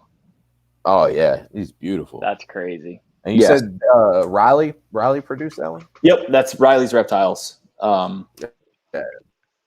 Riley produces some crazy stuff. Riley's awesome. He's a super, super, super freaking knowledgeable guy too. Oh yeah, he was super cool. Even after Riley's I got it, I messaged him and I was like, "Hey, can you give me some more about the snake?" And he was like, "Bro, blah blah blah blah blah blah blah blah blah blah blah blah blah blah." And I was like, "Okay." I was like, I was just looking for like where it came from, but cool. Now that I know its whole genetic line from when it was produced to when its great grandparents were produced, I'll take it. That's great knowledge to have. Yeah, he mentioned that on I think it was on Cusco's live that he did with him, like how that's like his favorite thing is following up with like where animals that he produced end up and like keeping up with them and talking to the owners and just like seeing how they're doing and this, that, and the other. Like he's one of the good ones, man, for sure. So as soon as you said that was where Forrest got you that animal, I'm like, yeah, that makes sense.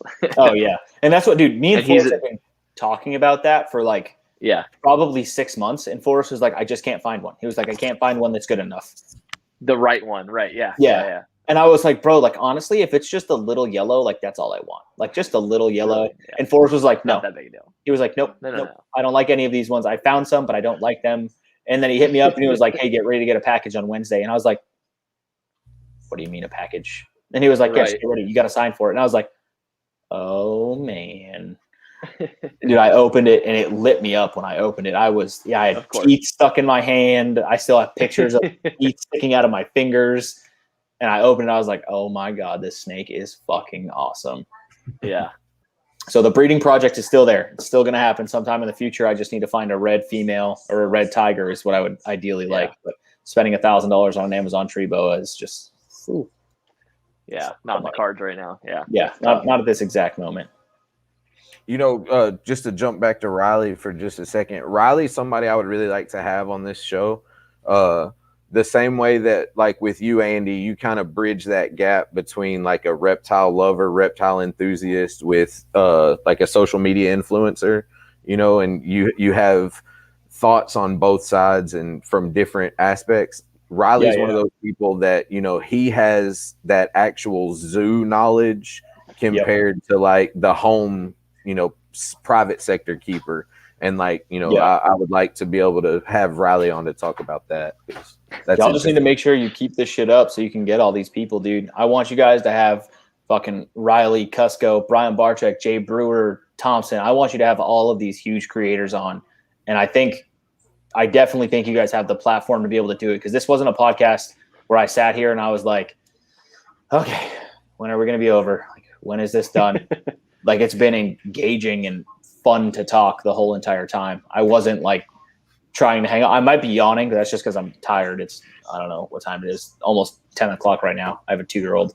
My days are long, but it's been engaging and fun the whole time. And I think as you guys progress, you'll just continue to kill it. And then once I start making YouTube videos again, which again will be very soon, I'll definitely make sure to plug you guys up.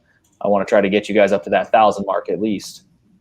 Man, hell yeah, man. We appreciate it. Really, that means a appreciate lot. the hell out of that. Because like I told you earlier, this really started as just me and Zach liking to hang out and, you know, bullshit with each other. And we started doing it on Instagram. And then we wanted to be able to continue hanging out, but have somebody else come in and hang out with us. And like, it's been fun. Like that's all that me and Zach ever really wanted to get out of it, was to have a good time. And, you know, it's been that so far. And like, if people enjoy watching it and people are engaged, man, that's all, you know, that makes it even better. But to hear you say that, you know, that coming into it, you know, I'm sure you didn't know exactly what to expect, but to say that you've, you know, felt engaged, because we've been going for almost 2 hours now, and I was fixing to, you know, try and wrap things up, because I know you got kids and we all have things to do. But you know, I'm 100% appreciative of you saying that. And I mean, I'm not going to speak for Zach, but I know he is as well. You already know me, man. Hell yeah, dude. I tell you guys all the time, anybody that wants to spend 10 minutes listening to me talk is always good. So my grandmother just commented, great content, enjoyed it. Granny, I thank you for watching. We appreciate it. I did want to, can I get into one more thing? Because I went and got it from upstairs and we never talked about it. Let's get into that. Yeah. So me and Brad were talking before we went live or whatever. We were just sitting here bullshitting. He's got family in Arkansas, and you live in Arkansas now, correct? Yeah. So he lives in Arkansas now and has family in Arkansas. My great grandmother had a bunch of property in Arkansas, and one of our favorite things to do when we went up there was to go look for fossils, because Arkansas used to be an ocean, or at least part of Arkansas. I don't exactly know where those boundaries lied, but where her property was near Texarkana, so it's like right on the Texas-Arkansas border. And this is actually one of the fossils that we found. This isn't a huge one. This is just the one that I happened to find when I went upstairs, but it's a mollusk shell that I think when we looked it up, I want to say, Brad, you might be able to correct me, they're like 3 million-ish years old. Mm-hmm. And it's just a mollusk that used to live in the oceans in Arkansas. And I thought it was a really cool thing to show. They're not worth like crazy money or anything like that, because they're everywhere, but it's just a cool thing to be able to hold this in your hand. You know, a 3 million year old mollusk. You can even see the little tail spiral right there. Just super cool little things. I didn't want to end the live without saying that. I'm glad you brought it awesome, up, man.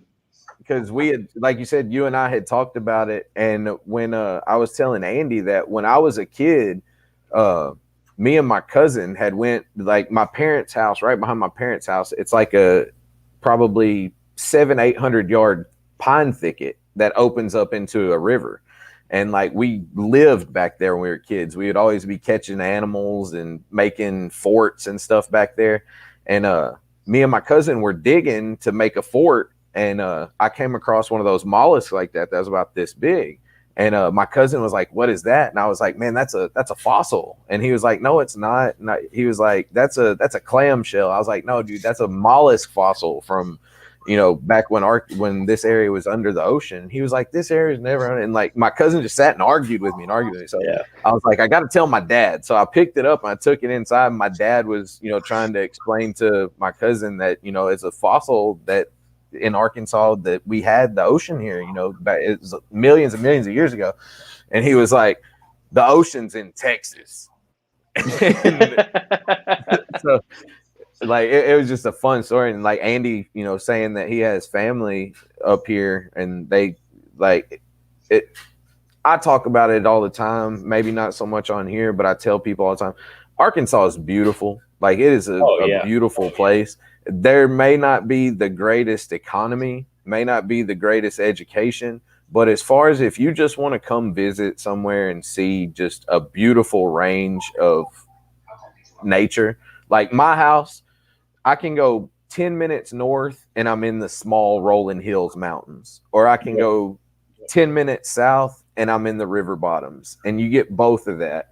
And man, if anybody ever wants to come to Arkansas and go herping and hang out, man, let me know. Andy, I know me and you've talked about hunting before. Yeah, up here. Definitely need to go hunt. But quick random note: have you ever been to White Cliffs State Park? You've been where? White Cliffs, WHITE Cliffs. White Cliffs. I don't think so. Dude, Google that shit and go there.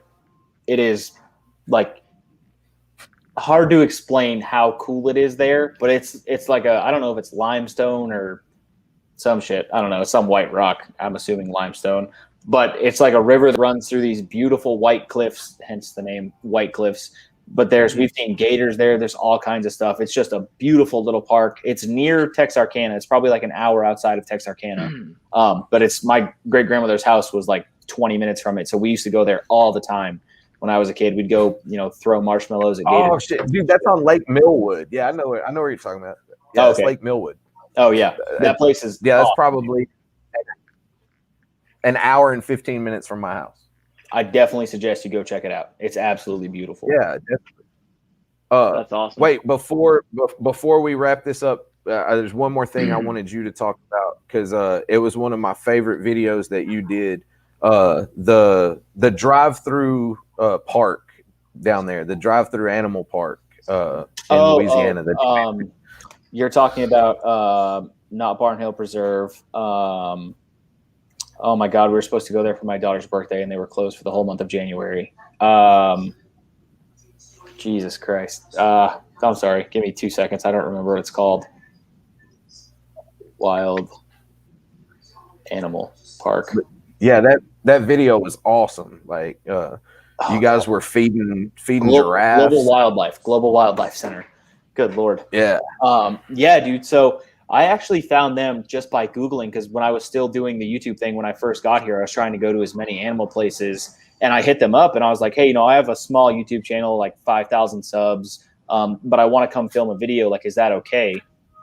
And they were like, oh my God, yeah, like just, tell us when you want to come. Everything is going to be free. We'll give you the food to feed the animals. And it's supposed to be like an hour-long tour. And we were out there for like 2.5 hours.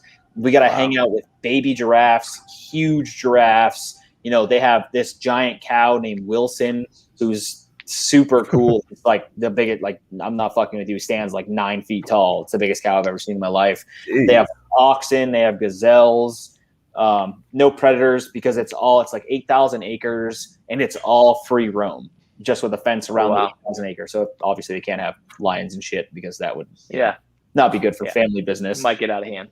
Yeah. But like you get to go and the giraffes stick their head in your carts to eat out of these food containers that you have.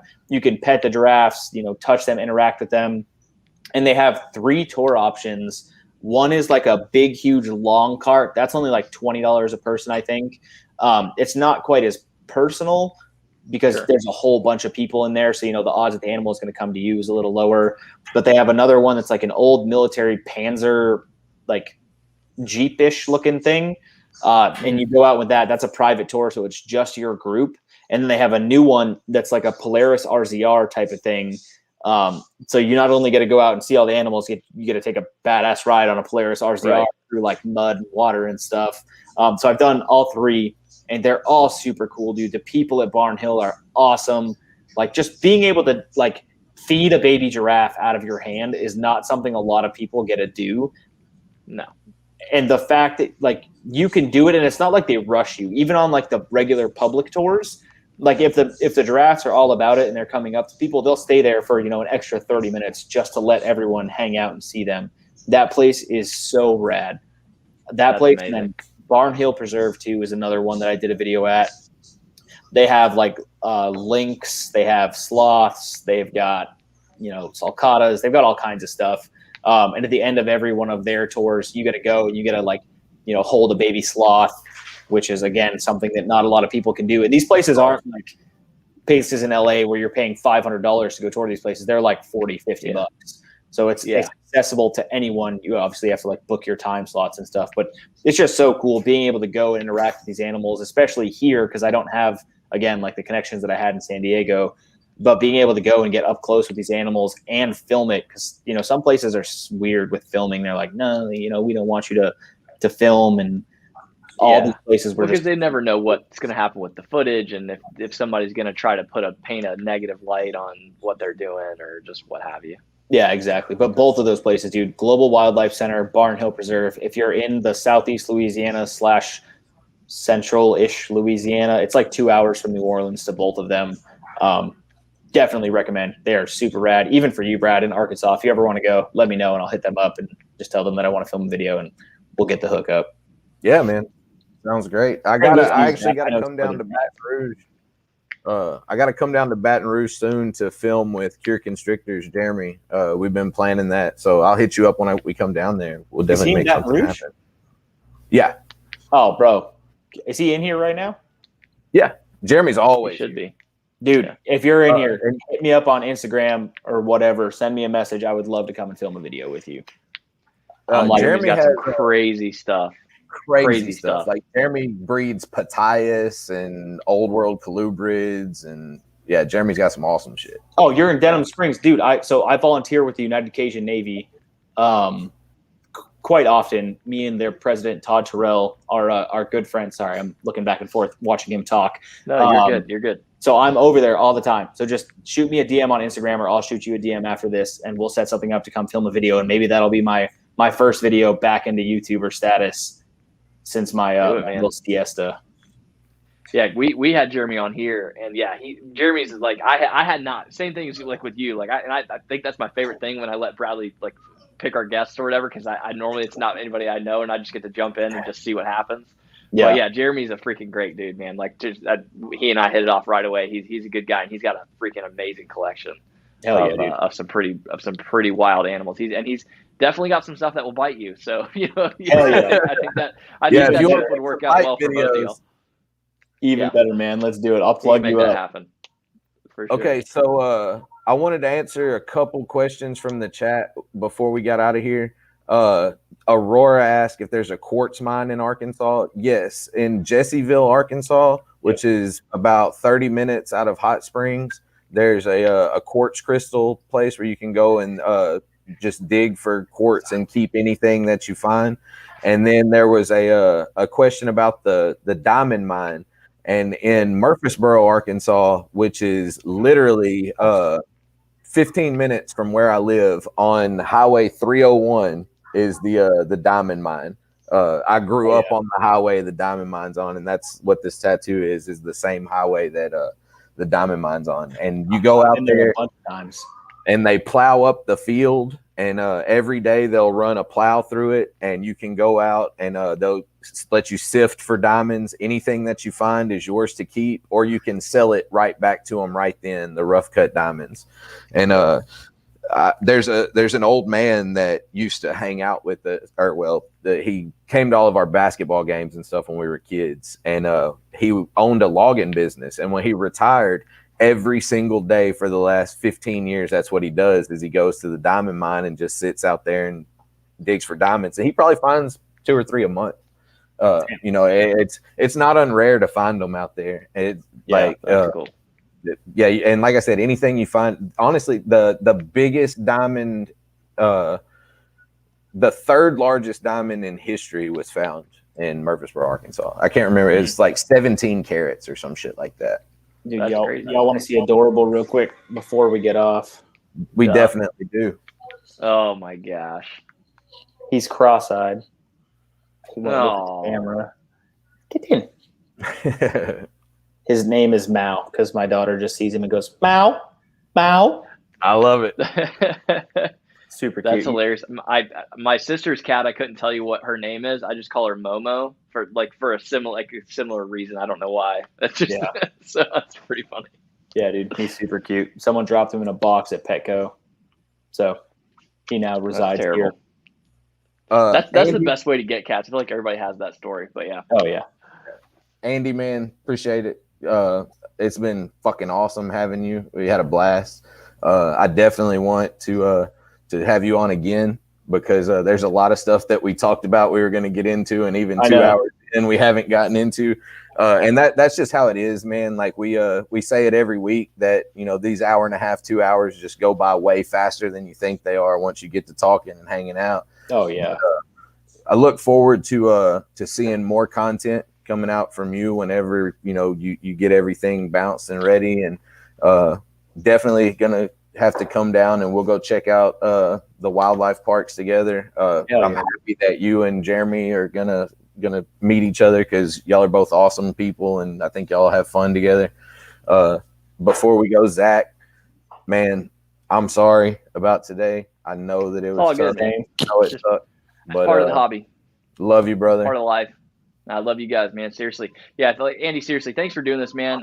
You know, I was really excited, obviously, when Bradley told me, because I'm like, man, you know, like, same thing. Like, I've watched this guy on YouTube, you know, like, I know his content. I told Bradley, I remember when you started, you know, doing all your stuff, and it was inspiring to me early on, you know, to see somebody start and then actually have success, you know. Stuff like that I always appreciate, because it speaks to people like me that are just starting out. You know, I just hit 300 subscribers, which is like so crazy to me. You know, I started, you know, less than a year ago, and like even that is huge. Yeah. And so, you know, it's just exciting to talk to somebody that's like 10 steps ahead of where I'm trying to be. You know, like it's just awesome. So I'm excited to hear that, because like I told you, I wanted to ask you about that. Like, what's going on with YouTube? Like, I know you're not giving up on it, you know, just because I know that, you know well enough to know that you aren't going to let it go. So I'm excited to see you bring that channel back, man.